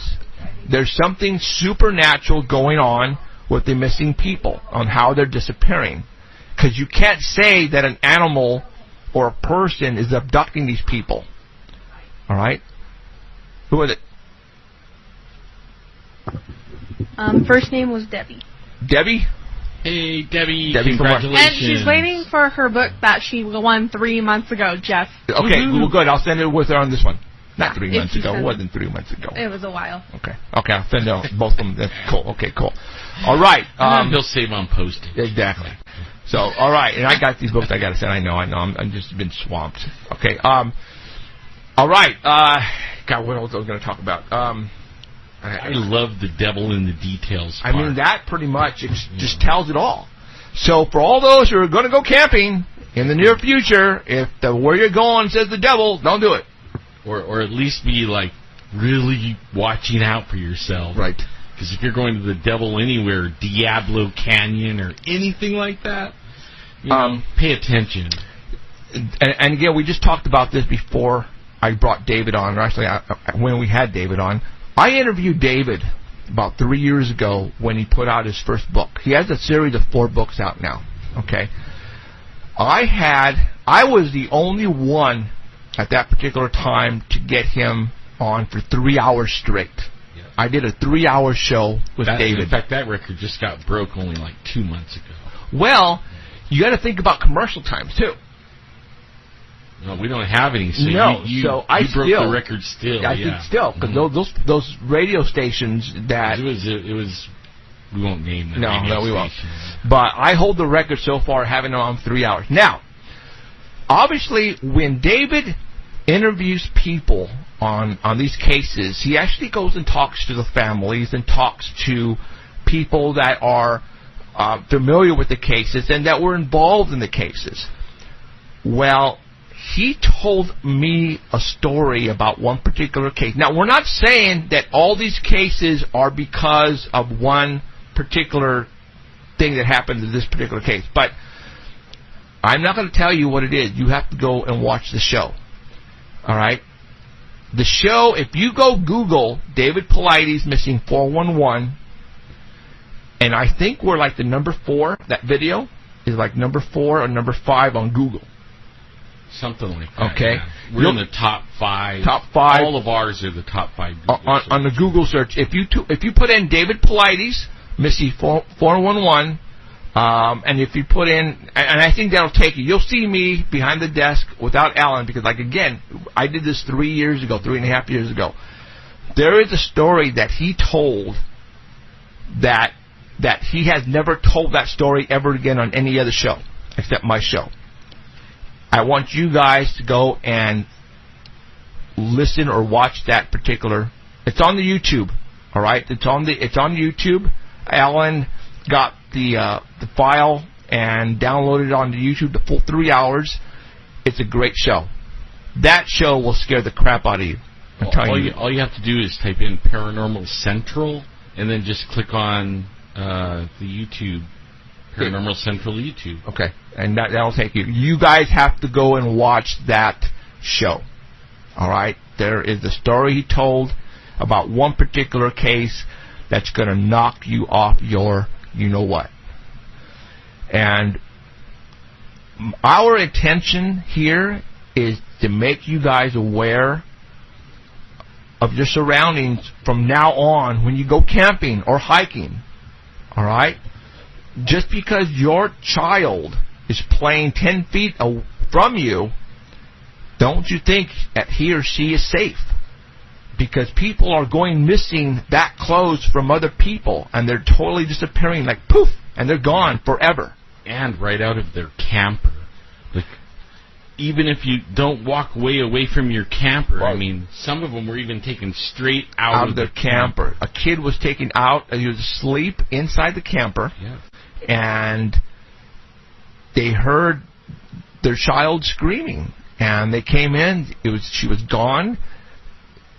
And that's all on that first. You have to go watch that last show that I had with David Paulides. I think that's probably one of the best that I have ever done on Paranormal That was Central. his first book, and he was coming out with the Eastern one. He had already put out the Western one, and we were talking about him bringing the Eastern one out. So he's like done 3 more books since. So far he has a 4-book series right now. All right. I don't know. I would like to know if you... I mean, obviously it's supernatural. It's paranormal. People are disappearing. I mean, you can honestly say abduction. Obviously they're being abducted. But the question is now, how are they abducted? By whom are they being abducted? All right? I mean, we could say... And again, this is a paranormal show here, you guys. We talk about weird crap all the time. A UFO, portals, that's where I'm going with this. It could be Bigfoot. It could be. It could even be government. You know what I mean? Like, especially the smart guys. All of a sudden, we got to get this smart guy, and then they wait. They listen in on his cell phone, and he's going to the mountains, and then they go get him. It's the way these people are going missing that is very supernatural, paranormal. Doesn't make sense. Like he even went into the weather phenomenon. I didn't think he was going to go that far. That's conspiracy. He blew me away on it, like we're changing the weather. Yeah, that's conspiracy stuff, though. If you live in California, you're about to believe it. Yeah. Because we don't have any rain. We had a talk before a couple of days ago about how we wanted to communicate this book out to you guys, and we wanted to leave. The Bigfoots out and the UFOs out, because we don't have an answer for you guys. We don't. But it could be all of the above. It could be all of the above, you guys. And most likely is. And it most likely and is. then some that we didn't even think of. Right. And our government knows, I can tell you right now, they obviously know that these people are going missing. And they want to keep hush-hush because... Bad for business. It's well, bad for business, but it's supernatural stuff that's not supposed to be real. Oh. Okay? All of a sudden, if they would have came out and said, okay, you know, the UFOs are abducting all these people and taking them. I mean, think about a 7-year-old child goes missing and they find him or her 50 miles away over a mountain, over a hill, through a river, and find the body, you know, that far in a distance.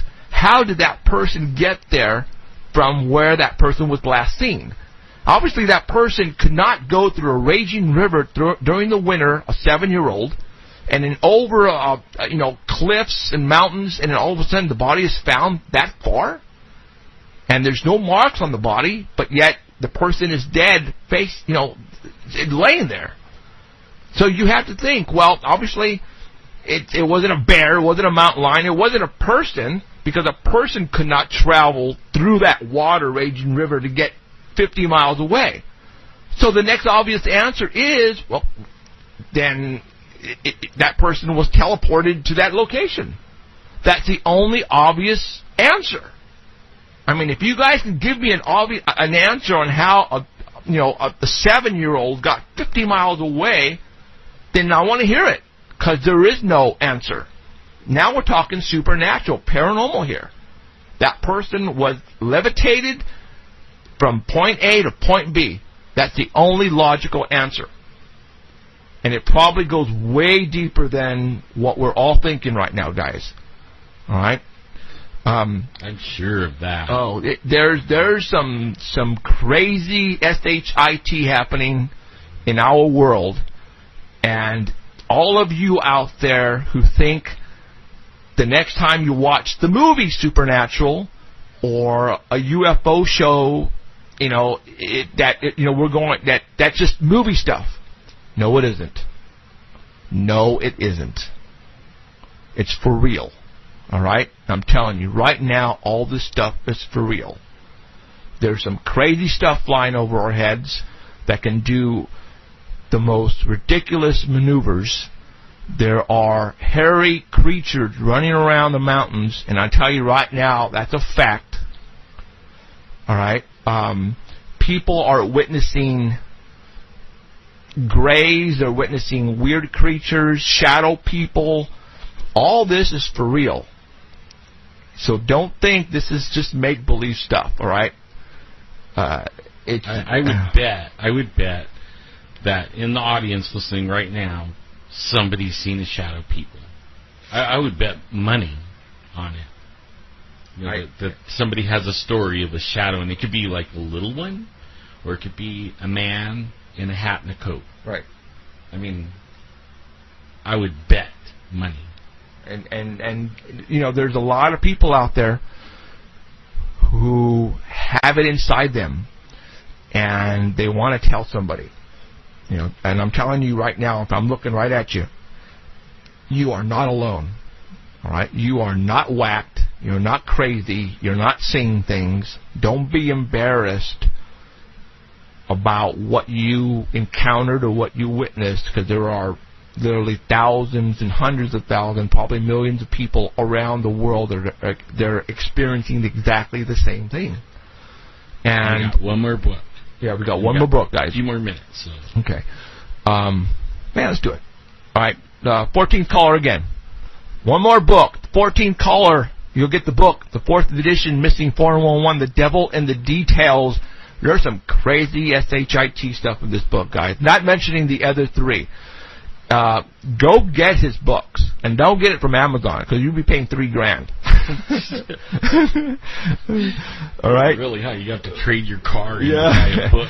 So, and I want you guys definitely to go, and when you get time, go watch the first interview I did with David Paulides. I guarantee you guys are going to freak. I didn't want to say anything on the air with David because, we wanted to separate ourselves from the paranormal. But You know what? This is the only logical answer is paranormal. It's supernatural stuff that's happening out there to these people. There's no other logical answer. There isn't. We've tried debunking, how did a person get from point A to point B? Well, all of the above, no. It has to go E. It's supernatural. And now you're talking stuff you see on TV, man. All right? Crazy stuff. Should we go for another hour? Yeah, let's go for another hour. We'll just talk stuff. We can do another hour? We can do it. Okay, we're going to go for another hour, you guys. All right? There's some other stuff that we want to talk about as well. And, Emerald's got to go here pretty quick, but that's okay. What I'm going to do is I'm going to have her give me the phone and that over there. So we'll probably want to take some calls, like, soon.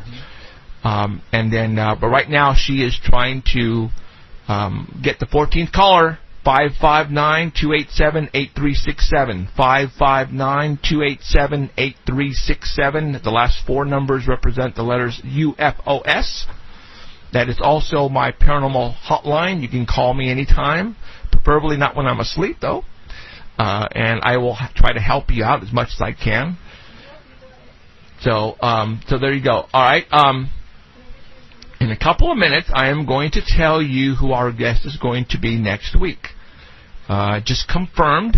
The person almost didn't want to come on, but I had a talk with this person, and I don't want to say it's going to knock your socks off, but it's going to be really cool. And I'll talk to you as soon as we get the winner. And Emerald has got the winner on the line right now, so all those people, please stop calling. So, but yeah, I got a cool interview next week. I think it's going to be interesting. So I'll wait right now when Emerald is finished getting that person. So yeah, we're going to go for another hour, you guys. So, and then we're just going to go ahead and just talk about some weird stuff that's been happening in the news. And I'll probably take some calls, and I'll answer them myself because Emerald has to go. We don't have a budget, so I really can't pay her to be here. She has a life, just like some of us. She's really dedicated and really good at what she does. Yeah. Mm-hmm. So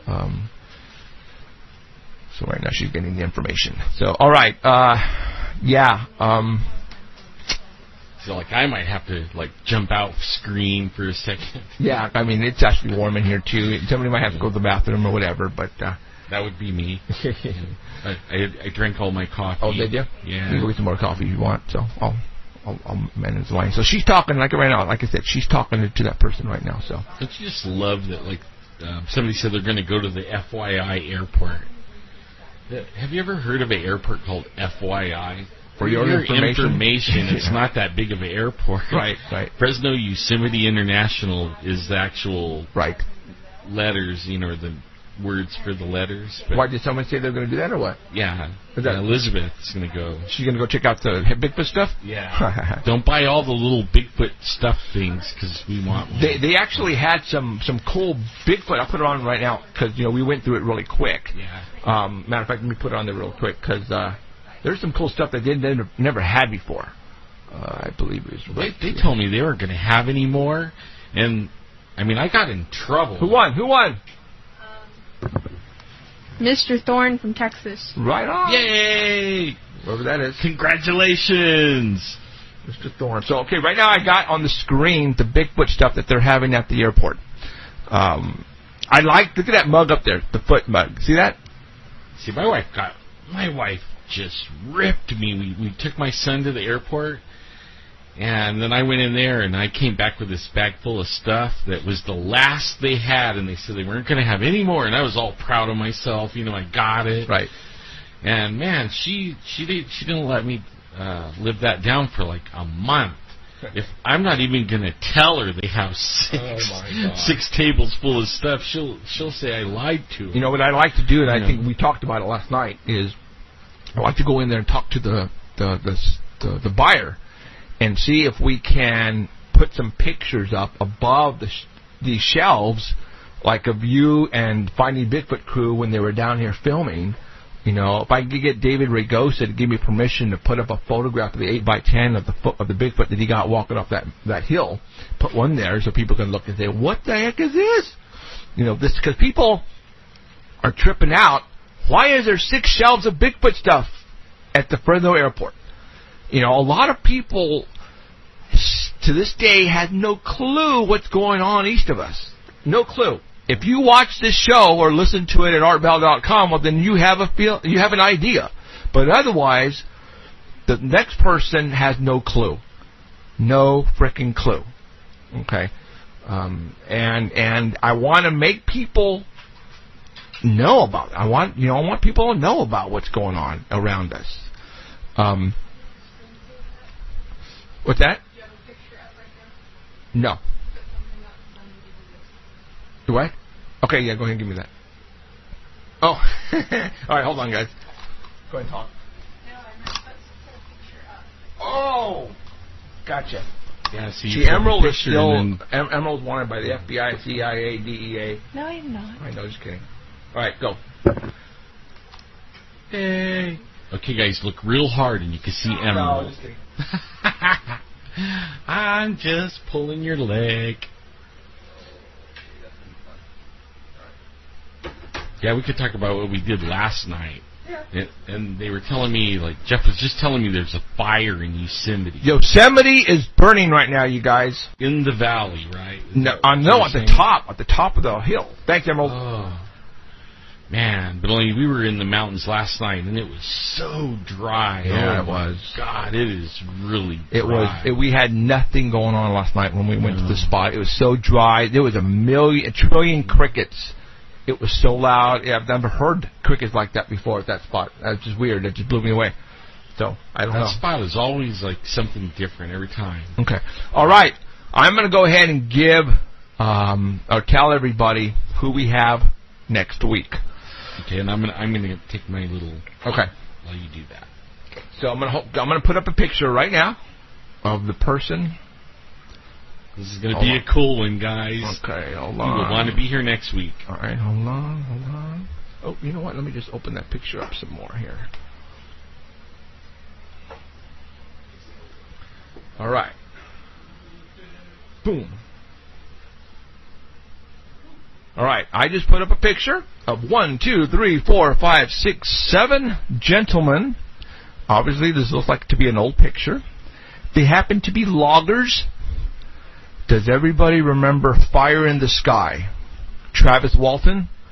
Well, I don't have Travis Walton, because I'm kind of saving him for something. But I have another gentleman by the name of Steve Pierce. He was one of the loggers in the crew who witnessed the abduction of Travis Walton. And he is going to be on with us next week. All right? It was really hard getting him, but I did get him. I have found out that he wrote a book, a personal book about himself and what's going on with him right now, which I thought had something to do with Fire in the Sky, abduction. But it doesn't. It just so happens that the book that he wrote about himself is about something paranormal that's happening to him right now. Then I found out that he only put out 50 books. And that's it. Then I just found out that I got the last 3 books. And guess what? I am going to be the last interview he is going to give ever in his life. I am the last interview ever that he's going to give about Fire in the Sky. And I got the last 3 books, which I'm going to be giving away 2 because I'm keeping one. That is going to be next week. I have Steve Pierce, one of the loggers. As a matter of fact, the picture that you see right now, he is the far left logger. And if you guys all saw the movie Fire in the Sky, which I actually saw it when it was in the theaters, man, I was so there. The actor that played him with Elliot from E.T., that was the actor that played him in the movie. So he was in the pickup He was one who saw Travis Walton get zapped and he was there. So we're going to talk to Steve Pierce next week about that whole ordeal and find out if there's anything that was left out of the movie. 'Cause, the movie, when somebody writes a movie about an incident, they exaggerate a lot, you guys. A lot of that stuff is made up to make the movie better. Okay? So a lot of the stuff that you saw in Fire in the Sky never really happened. So we're going to find out. Obviously, it wasn't from a first person because we're not talking to Travis Walton. Like I said, I have what's the word I'm looking for? I'm going to use Travis Walton later down in the near future. But it just so happens that I found out about Steve Pierce, and I got him next week. And again, this is going to be the last interview he will ever do in his life. He's not going to do one between now and then. I've got it, and this is going to be the last one. And I've got the last 3 books. He's not going to have any more published. And I'm going to give away 2 next week. And you know what's odd, though, you guys? Is he doesn't want to talk about what's in the book. He told me. He goes, Jeff, I don't want to talk about what's in the book. I just will talk about, the incident with Travis Walton. Which is throwing me for a loop because I found out about what was in the book. And it's supernatural, paranormal stuff. All right? That's going on with him right now.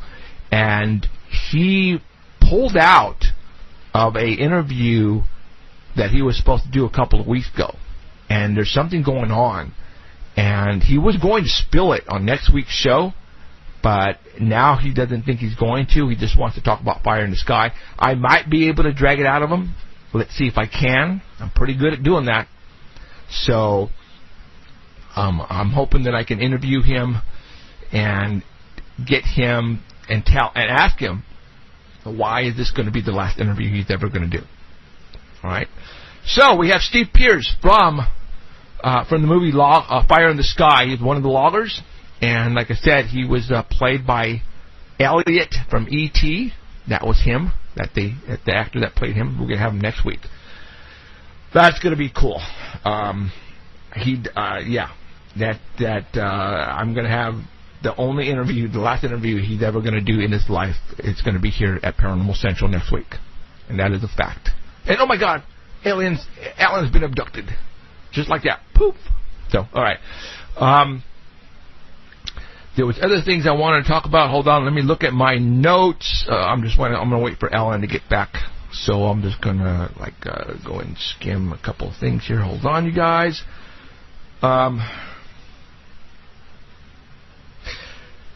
Let's talk a little conspiracy, you guys. All right. You all know who just passed away a couple of days ago? Joan Rivers. All right. Now we're gonna talk conspiracy theories. All right, you guys. Yeah, because, we talk about all that stuff here on the show. Paranormal, conspiracy theories, all that happens to lie in the same genre of subjects that I like. And I'm not afraid to talk about a particular subject. And I now want to talk about Joan Rivers. All right? As a matter of fact, Jack, Joan Rivers made a comment in July about Obama. She said something about Obama. All right? And it made news. TMZ ran with it. Everybody heard exactly what she said. And I remember hearing it. And my wife, Cheryl Diane, whatever her name is, said, after we heard it, I said something to her. Let me see if I can get her out here. Hold on.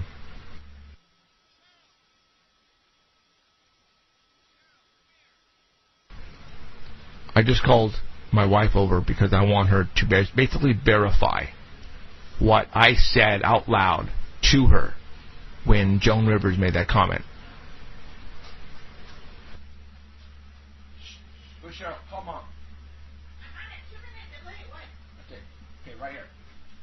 with your voice, remember when Joan Rivers made... No, you stay right. No. When Joan Rivers made the comment that about Obama, what did I tell you was going to happen to her? They will kill her. Say it louder. They will kill her. They will kill her. Right? She would die. She was going to die within 2 months. That's what I said. Okay, thank you. It's still unknown cause of death. Right. So I pretty much called that one, and Cheryl Diane, whatever her name is, heard me say that because she said, "Holy Jeff, you were right." Now, let's think about this conspiracy theories. Now, I went ahead and I posted it on my wall on Facebook.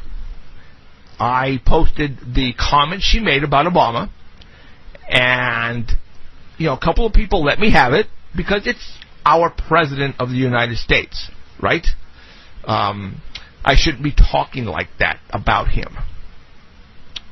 But something happened a year ago or a couple of years ago about another particular person who was supposed to come out and say and give everybody some information about Obama.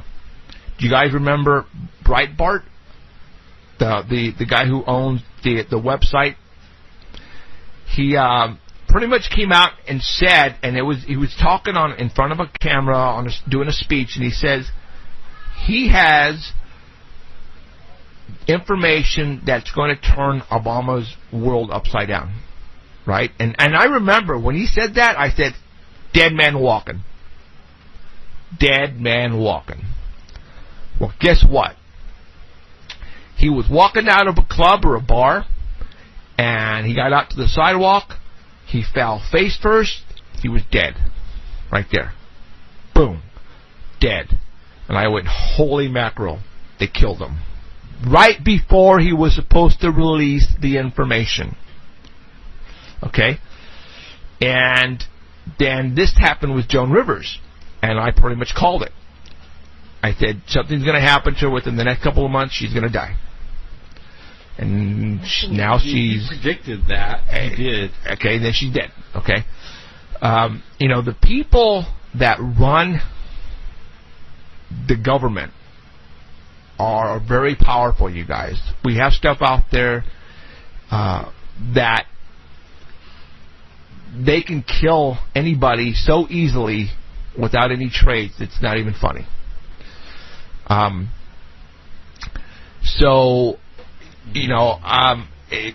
Rivers was the type of person who didn't give a crap about what she said. And she said it. Now, what she said, is it a fact? I don't know, but I'm telling you right now, a lot of people seem to think it is. Cause they're almost afraid to say anything. You wind up dead. Yeah, because there are a couple of videos out there that have, that kind of back up a story. All right, about now. I don't want to say anything, but go and Google what Joan Rivers said about Obama, and then it'll bring up some other videos that will, try to prove it. Right. Okay.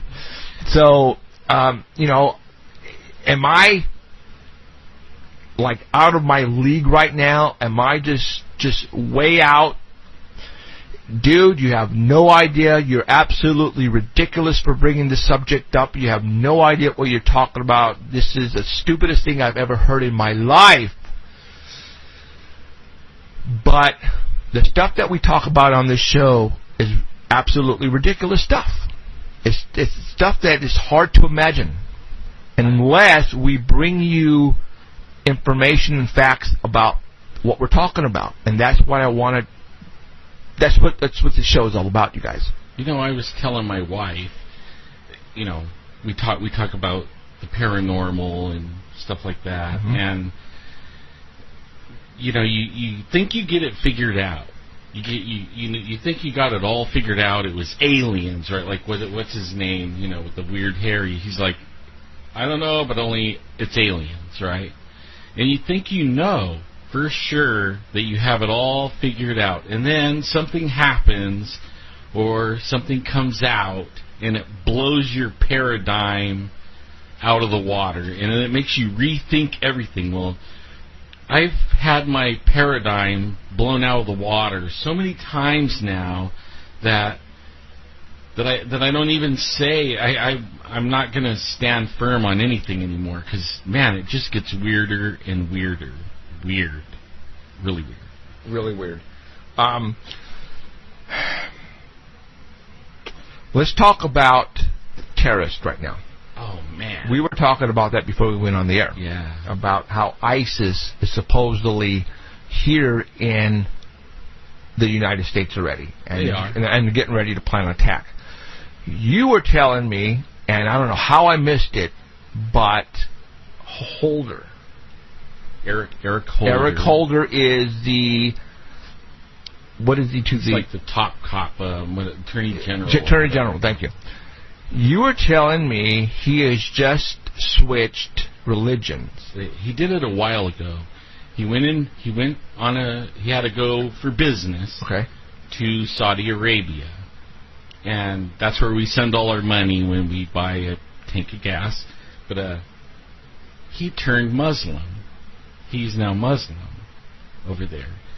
And then since then, guess what, man? The Muslims can come in and out. And I'm not bashing Muslims or anything, but there's some Muslims out to get us, you know. They already are saying they're going to attack. They've already attacked, and I don't get it why we don't do something about it. But I actually believe like maybe our government might be kind of bought off by these Saudis with all their money.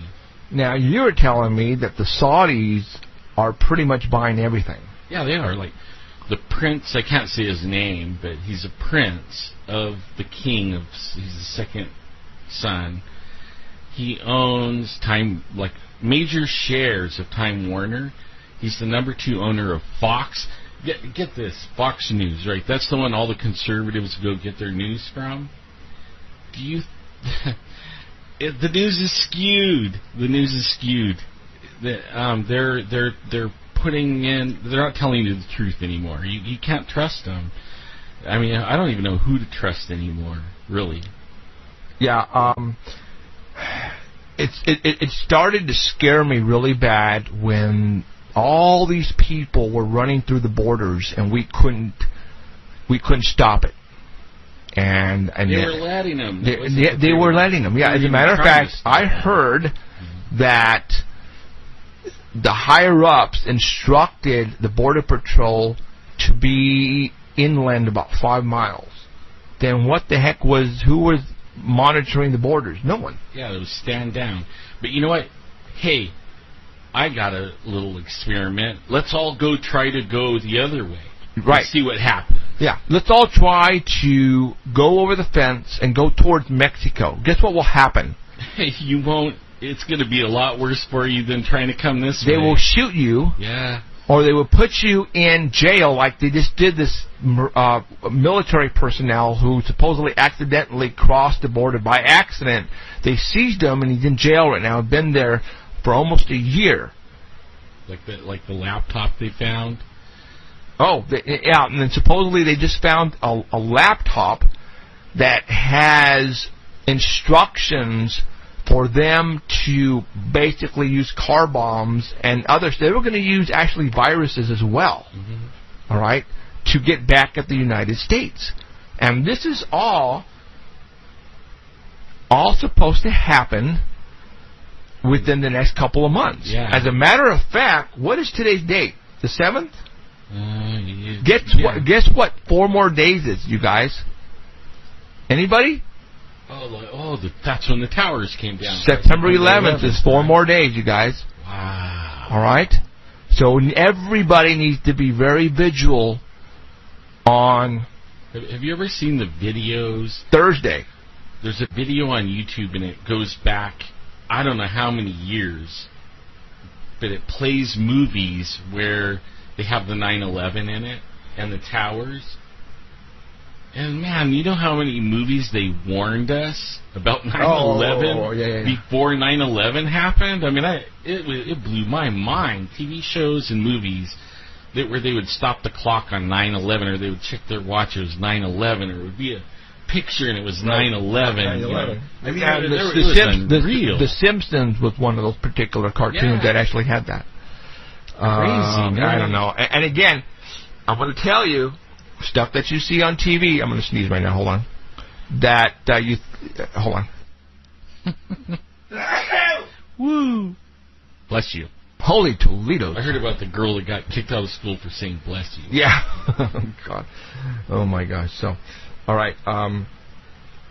Did you know, I'm going to sneeze again. Wow. Hold on. Mute everything. I think it's Alan. Oh. Maybe I'm allergic to you.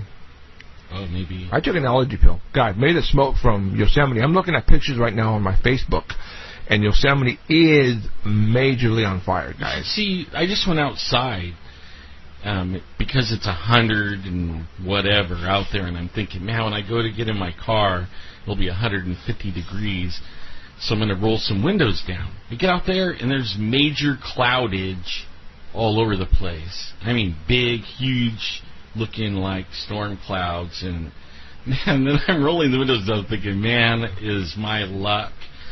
I'm going to come back in here, and it's going to thunderstorm in my car.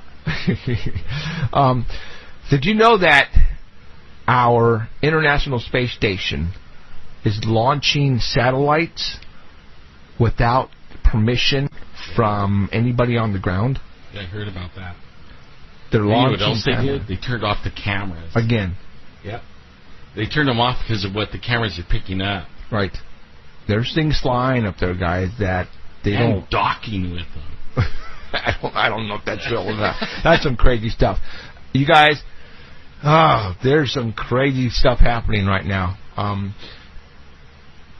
There is a picture on Facebook of Clinton and Lawrence Rockefeller.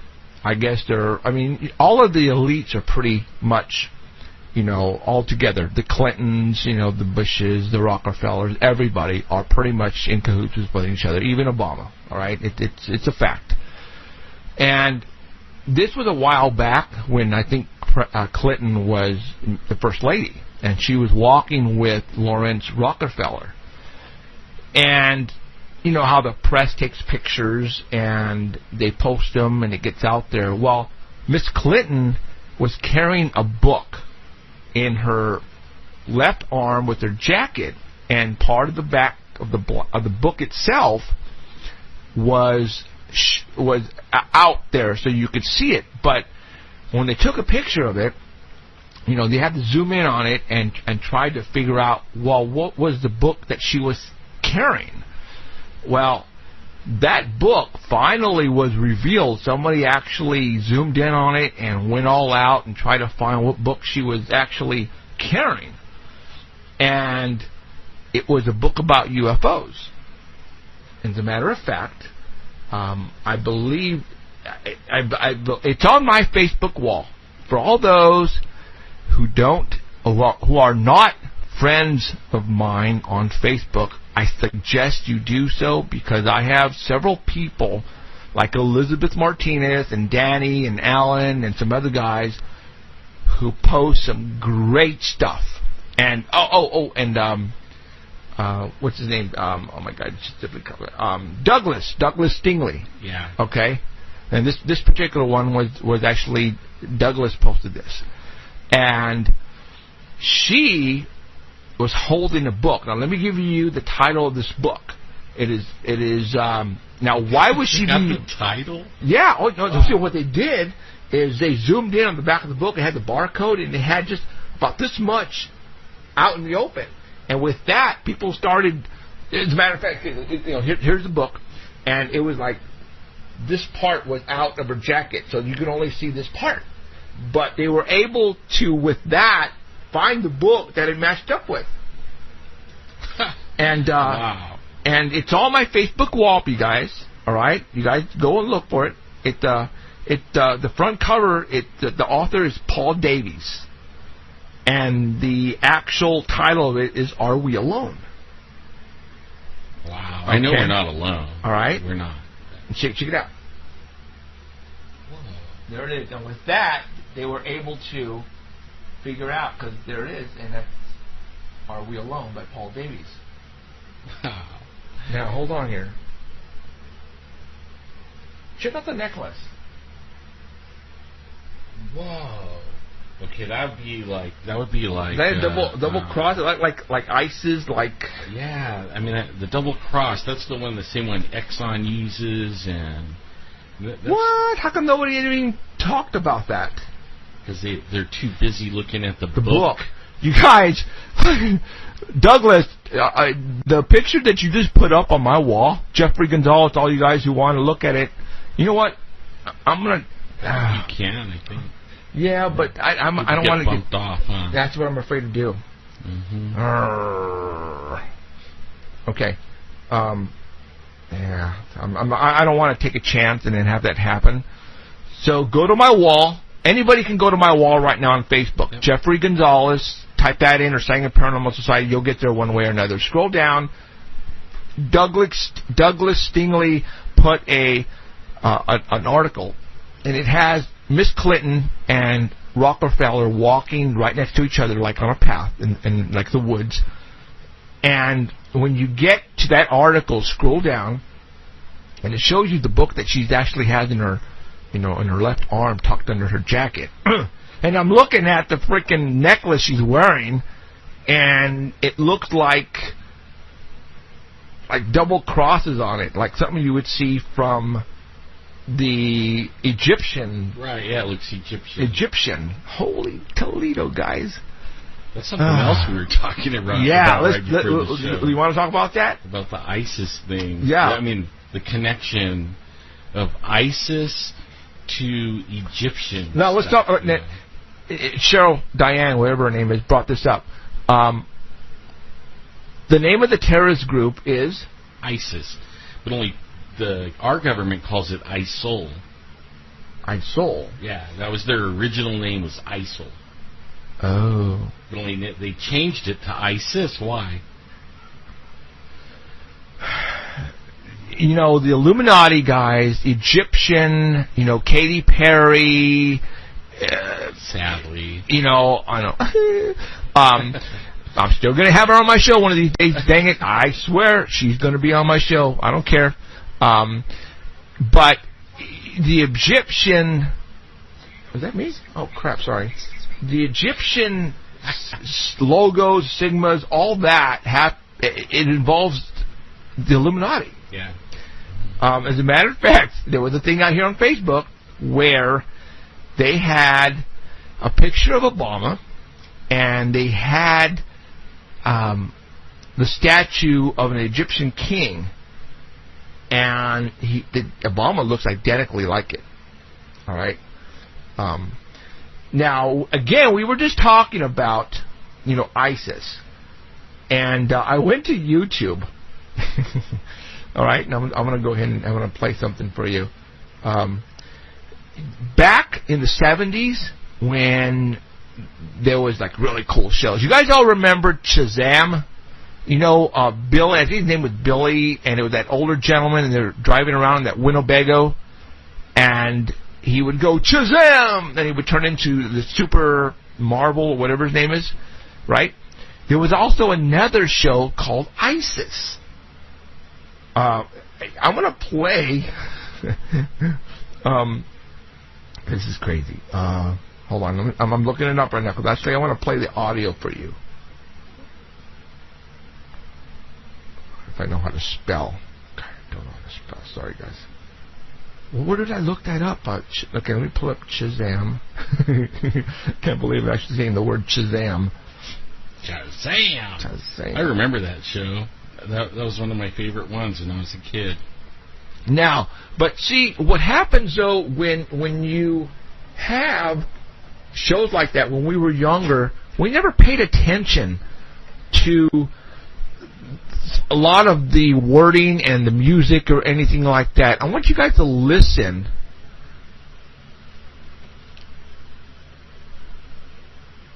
Hold on. It's the hotline. Okay, let me rewind. Okay, here we go.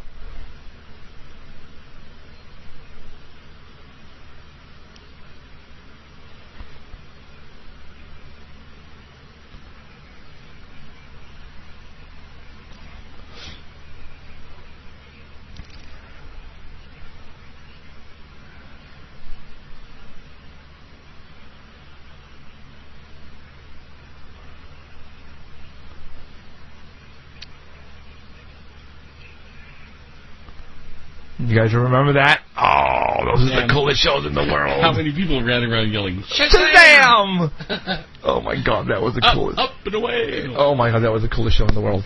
And then I forgot about the one show called ISIS. And I should remember this because the girl who played it was a babe. And I was in love with her.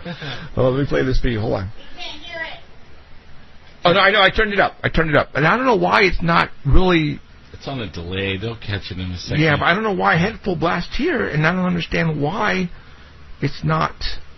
That's just blowing me away there. I don't know why. So, okay, well, anyways. That will go. Okay, no, we're good. Yeah, I could hear it in the headset. Yeah. Okay, I'm going to play you now the one ISIS. Hold on. "O my queen," said the royal sorcerer to Hatshepsut, "with this amulet, you and your descendants are endowed by the goddess Isis with the powers of the animals and the elements. You will soar as the falcon soars, run with the speed of gazelles, and command the elements of sky and earth." 3,000 years later, a young science teacher dug up this lost treasure and found she was heir to the secrets of Isis. And so, unknown to even her closest friends, Rick Mason and Cindy Lee, she became a dual person, Andrea Thomas, teacher, Almighty Isis, and Isis, dedicated foe of evil, defender of the weak, champion of truth and justice. And awesome looking. I'm playing you an episode that's on YouTube right now. You know what the name of this episode is? Bigfoot. No lie. Look. ISIS fights Bigfoot in the ISIS 70s. fights Bigfoot, you guys. Okay, well, anyways, I'm not going to play it. You guys want to watch that? Go to YouTube, type in ISIS, and the episode's Bigfoot. Actually, how I found it was Shazam. You type in Shazam, and you know that particular episode or the show's episodes come up, and then there's ISIS. I just happened to have seen it, and then that episode is Bigfoot, about Bigfoot. See, they're still saying there's no audio. What? Oh, Elizabeth says she hears it. I think it might be a delay or something. I don't know. Yeah, I hope so. Okay, so, because if I can hear it on here, you should be able to hear it on there. Should. Yeah, I don't know why, but okay. So yeah, it you know, there are a lot of shows back in the days where, you know, we didn't know until now, since we talk about it, but you know, they're trying to give us a little hints, and I've told you guys many times on this show, watch for hints on TV. Dang it, they are there. And movies. Trust me. Like, serious. They're getting blatant in movies. Oh, they yeah. What is the title? My wife, in fact, last night we were riding home and talking about it. What was the name of it? Rapture. My wife wants to go watch Rapture. She don't even watch movies, but she wanted to watch Rapture. And then we talked about Left Behind. All that is like the end days stuff, you know, end times. And it almost seems like we're in times, like something's going on. Like what David Paulides even said, in the last 2 years, there's more and more of these weird cases that he could write a book about. Right. But that's not just the case. I mean, that's one of many, many things going on around the world that you would think is like making it the end times. You know, I mean, there was it's weird. There was somebody you know, Facebook is awesome because there are people like us out there all over the place who find great stories, and people who are friends of us put them on my wall or on the Paris. We also have a like page, you guys. As a matter of fact, I just liked 4 people. I just brought 4 people in because they wanted to be friends with me. That's awesome. We also have a like page, Paranormal Central. So type that in there and go like that as well. But that also will come up in the Google search. Yes. Now, there was And I found you this. Type Paranormal Central, you get all of our pages. They all pop up. We're like number 1 for the first 5 or 6 search results. So you can't miss us anymore. Now, did you know that President Obama was in England right now? I think a United Nations UN summit or something like that. Did you know? Now, I don't know if they talked about this on the news because I didn't watch the news the past couple of days. But did they talk about him going to Stonehenge? No, nobody said anything. See, that's a trip. I don't understand that. But some pictures were leaked out, and I actually was one of the first to put them on my site. That was leaked out that President Obama with Air Force One helicopter stopped and landed at Stonehenge, and he walked around. And he's actually doing some praying on the ground and doing some ritual. No, just kidding. No, he actually was walking around. And you know where I'm going with this, right? But he actually said that now he can cross one of his bucket list, goals in life was to actually go to Stonehenge. And that's what he said. So he goes and visits Stonehenge. And Hillary Clinton is carrying around a book about UFOs. About aliens, are we alone? I didn't think about that. Yeah, that's, what's going on with is our government, are they dropping clues, or are they interested in it as much as we are? Now, when I started doing the Sanger Paranormal Society, for all those who don't know, because there's a lot of new people on tonight, I started paranormal when I was a kid, actually, but in 2001, 2002, I actually started an organization called the Sanger Paranormal Society. We actually go out and look for, Bigfoot, UFOs. We're actually investigators here. That's sort of kind of how we know a lot about the subject that we talk about, because we're not just talk show hosts. We go out in the field. Last night, we went up 2.5 miles, 2.5 hours east of Fresno, up in the mountains where Bigfoots are, and we went to go to one of our sites. Nothing happened. Too bad. Am I going to make something up? No, I'm not, because I'm telling you the truth. Nothing happened that night. Nothing happened. And we always tell you the truth. Yes. Always. We're not going to make stuff up here. At least what we know is the truth. Right. Now, the reason why I started the Sanger Paranormal Society is because some crazy stuff were happening around where we live. First I saw, ghosts. And people were telling me, there's things in my house. What is it? And I just found that fascinating. And then UFOs. People were witnessing weird lights in the skies. I was actually a MUFON investigator. I became a section state director for a couple of years until I quit that organization because something's happened, and I did not want to continue my relationship with them, so I moved along. You should tell them about. Okay, we had a guest last week, and we talked about an experience they had, a UFO experience. Remember? On the phone, you mean? No. Oh, Michael. Jolene. And she had the ghost experience in the ship, and then she talked about a UFO experience that we talked about on our show a while ago. Right. Well, tell them what happened just only yesterday? I got a call. Yeah, well, I got a call on Monday or Tuesday. I just forgot to tell you guys about it. So it was the day after the show. Yeah, because he was supposed to get me the paper. Well, anyways, Jolene was here. Interesting, okay. Guys. RJ, who I think is the oldest, was driving on the 99 freeway. Which is the same one that was with her on the first UFO incident. Now, a few years ago. He told me, and how I found out about this is Jolene actually sent me a message, said, hey, you better talk to Michael RJ. RJ, I can never figure out which one's the oldest. I think it's RJ's the oldest because he's driving. That something happened to RJ on the 99 freeway right around Selma, California, which is not too far just south of Fresno. So I called him, or he called me, I don't remember. We were talking, and he said, okay, this is coming out of his mouth, all right? Now, they're not going to make this stuff up, you guys. But something happened to him really weird on the 99 freeway, and I want to relay what happened to him. I wish he would call me right now and tell me. Yeah, if you're listening. RJ, are you Or listening? Jolene. Or Jolene, get RJ to call me right now, and tell us what happened to him. You know, I won't tell you right now. Let's wait a couple of minutes. Maybe he can get him to call me. The 287-8367 number. Call me right now, Michael or RJ, if you are listening, or if your mom is listening.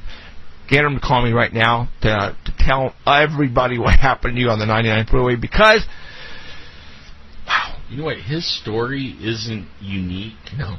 I've had, there's some other people that I know, that I've known for a long time, and they were totally not UFO, they didn't believe in anything, Bigfoot, ghosts, shadows, nothing. And then one day they because of what we do, people now approach me and tell me these things, wow, are you... They're not afraid to now tell me because they know I'm not going to laugh at them. Right, same here.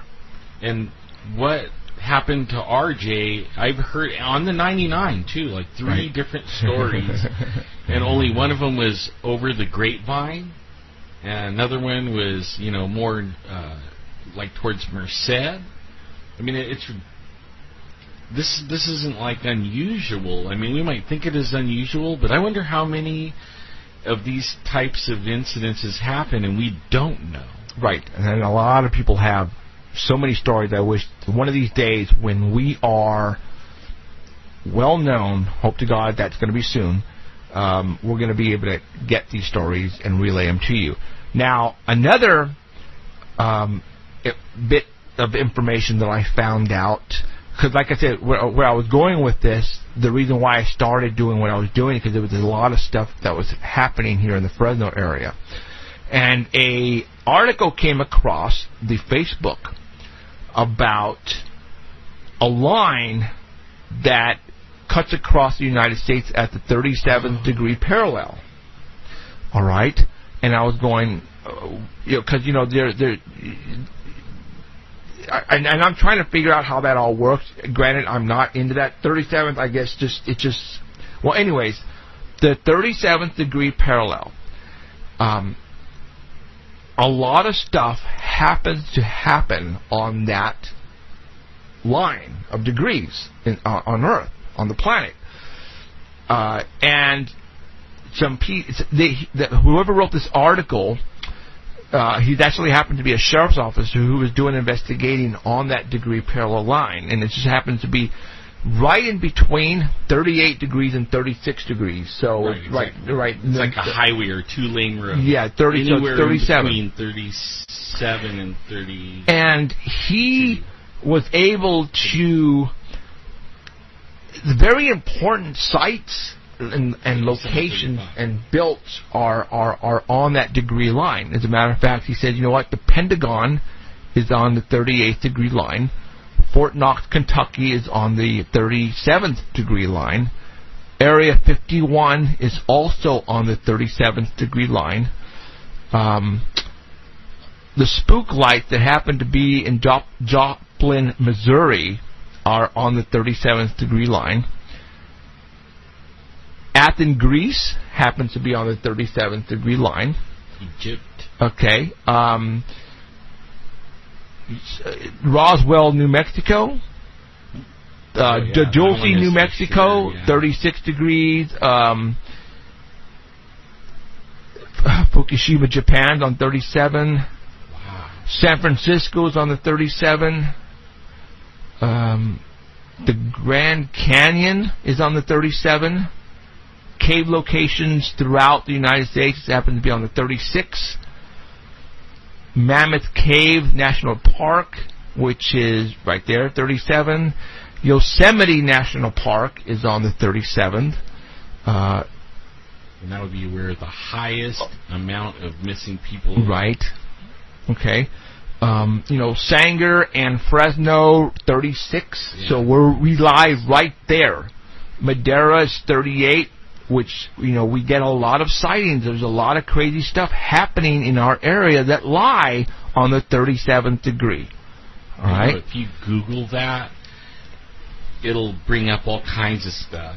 If you Google, like weird happenings or paranormal on the 37 or 36. What I'm going to do right now, it'll bring up a lot of is stuff. I'm going to share it one more time. It's way down at the very bottom of my Wednesday Facebook. You might share the Douglas Stingley thing too, because Okay. nobody's finding it. Okay, I will. Let me go find that, and I will share it again. I just shared the 37th degree parallel line information, so right now it should be at the top of my wall. Jeffrey Gonzalez, for all those who want to go and check it out. What I'm going to go ahead and do, and I'm going to go ahead and share once again. And if you guys want to find me, I'm facebook.com/Sasquatchin.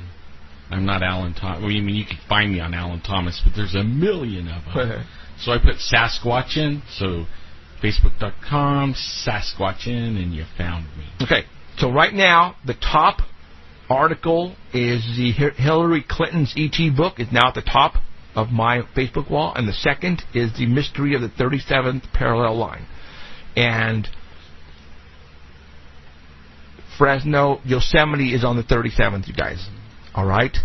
So there's something crazy going on right now. See, and then what happened to RJ is in that also, this 37. Portals. I actually, this was about 5 years ago,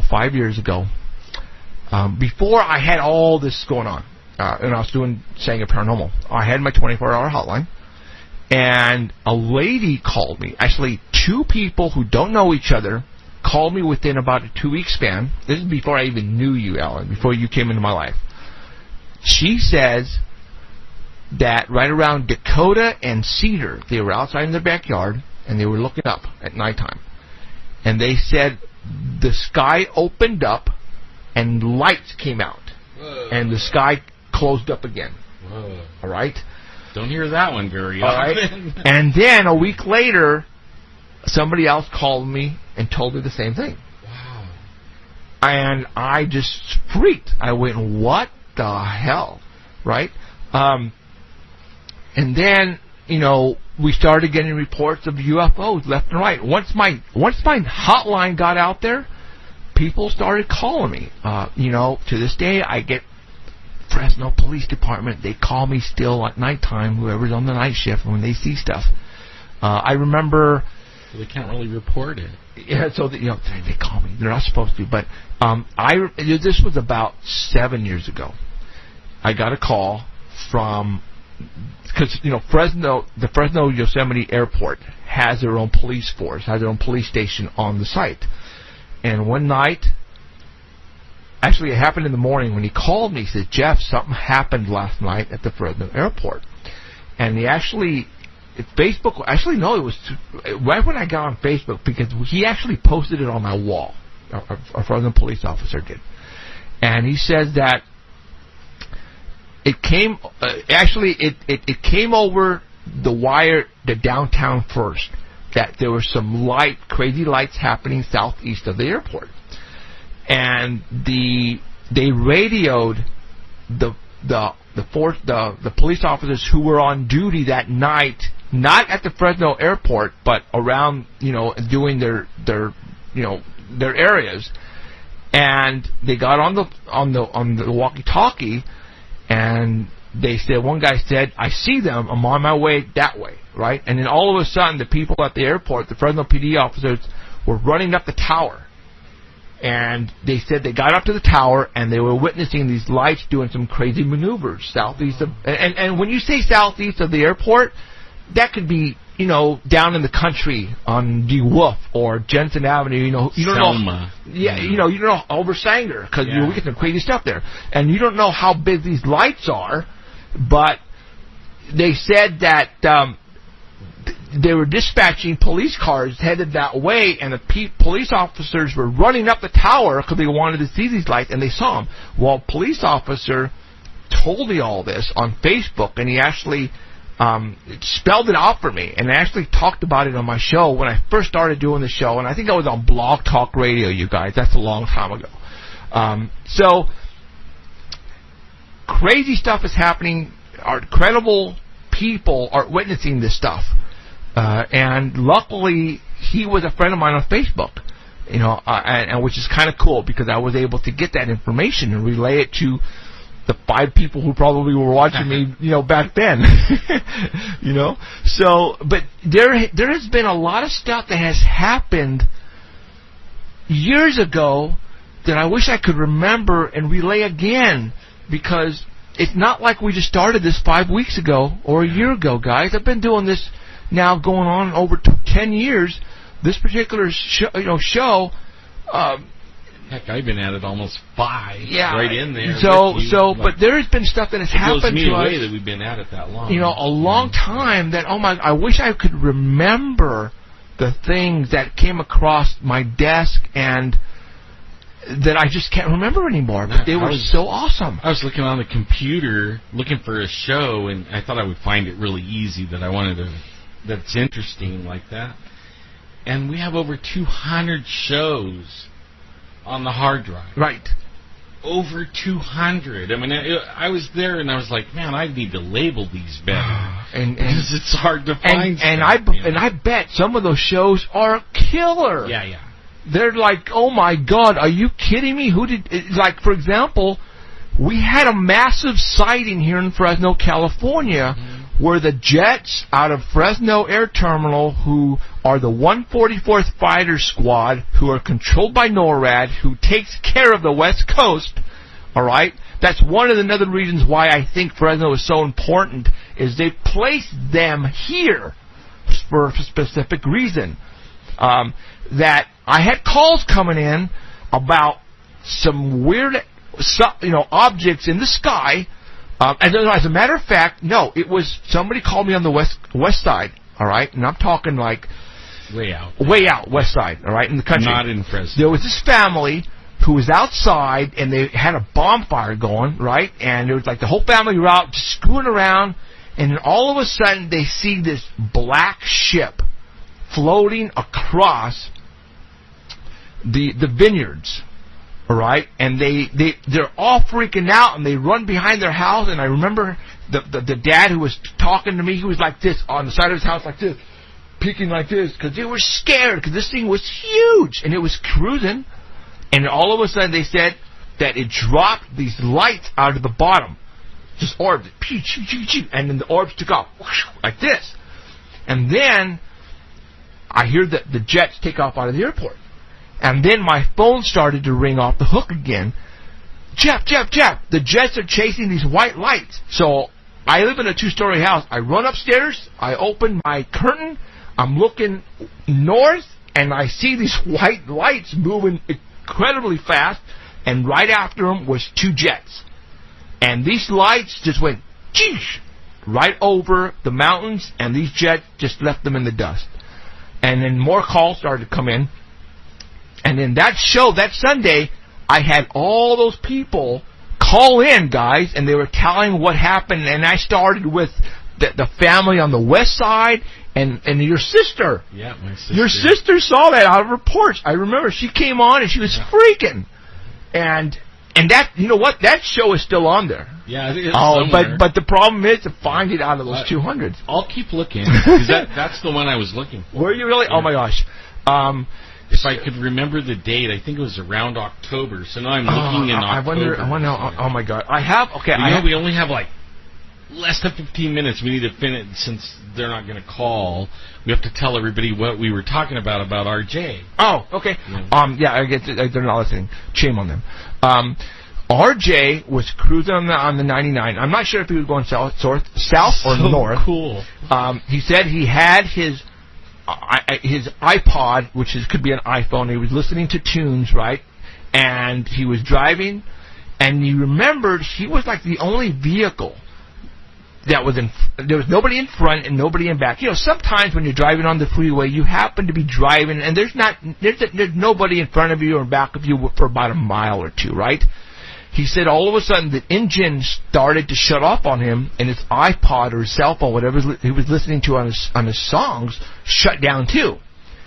And then he said he blanked out, and then everything turned back on, and he was driving again, but he wasn't at the same place where all this happened. He said he is now back where he started from, and I'm not sure exactly how far back where he started from, but he said he lost some time.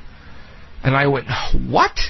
And I said, dude, what you got to do is you have to, on a piece of paper, write down exactly where you were at, and then when you came out of it, where you were at that time. Yeah, like put it on a map. Yeah, because I want to know. Here's where the engine started dying, and then here's where I came to, and so that we could have that.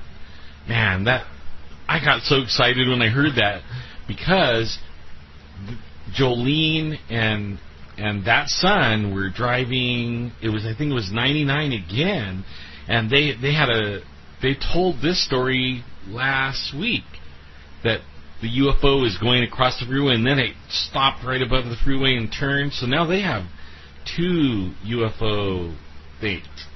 And when you miss time, like the one I was talking about, the girl was on. She was on the Grapevine. Her car started messing up, and then she woke up. Right, the last thing she remembers is waking up. Like her car started messing up, and then she woke up not even somewhere near Barstow. Okay, Barstow, California. And her car was sitting off the side of the road, and then she woke up, and she doesn't know how she got from the Grapevine to Barstow. I mean, that is like, I hear these kind of stories all the time, so his isn't like unique, but man, I wonder what happened. Right now, what I'm trying to find, you guys, because I'm on a roll and I'm excited, an incident happened. Show my picture. I can't. What picture are you talking about? Hold on.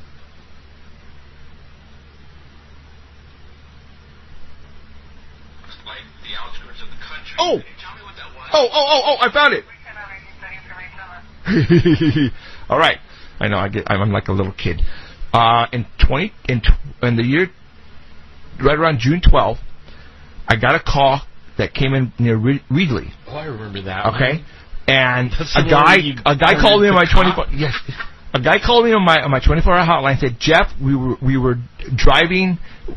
It's during the summer, and what a lot of people down here do, hopefully I can do this in 9 minutes, that they like to go tubing down the Kings River to Reedley Beach. And for all those who you guys are listening and you guys know exactly what I'm talking about, well, what they wanted to do the night before, they wanted to go down there to make sure it was open, because the next day they were going to go out and go down and inner tubing. Well, as they were going down there, they all of a sudden saw CHP and sheriff's officers just going all over the place out in the country near Flapjack, I think the name of the street is. And then all of a sudden, they're looking, and all of a sudden they see this craft hovering over the grape fields, right? So they're tripping out, and they're seeing this thing. It's not making any noise, and it's just hovering, and there's CHP officers and sheriffs just like trying to follow this thing and driving around it. So they said, and they came up, and then the CHP blocked off one of the streets. They said, no, you can't go this way. So they said, okay, so what happened is they drove back to Reedley to the Jack in the Box near Reedley College, and a Reedley police officer followed them and parked sort of kind of like in front of them, but in another parking space, like he was checking them out. And he called me, and he was there. And I said, dude, go to the police officer and ask him what they were chasing out there. So he walks over there, and he still has me on the phone, right? And I hear him ask the police officer, hey, I need to go this way on a certain street. And then I could hear the officer say, oh, no, you can't go that way. And he goes, why? Well, we're chasing something right now.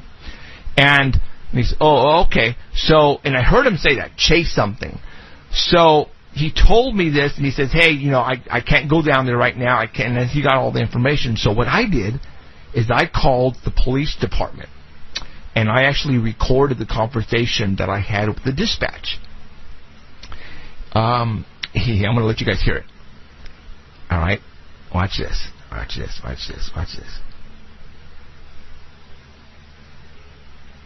Well, if I plug it in here,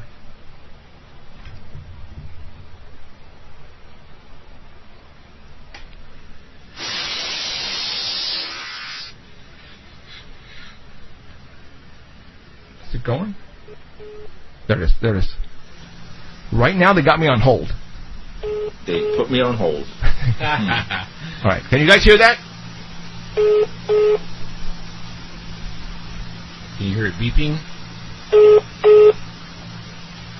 Watch. Listen. Sorry. You must have dropped the phone. No, I hired the volume right. Oh. Okay, listen. Broke the sound barrier. Keep listening, you guys. What happened, they asked me if it was an emergency, and I said no, so they put me on hold.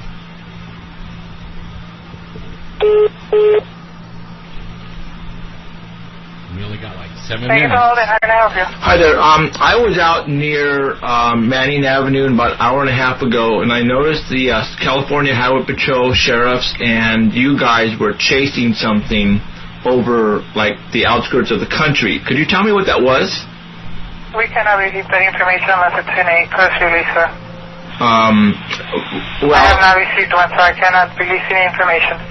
But your police officer did tell us that you guys were chasing something. Okay, hold on just a minute. Now listen.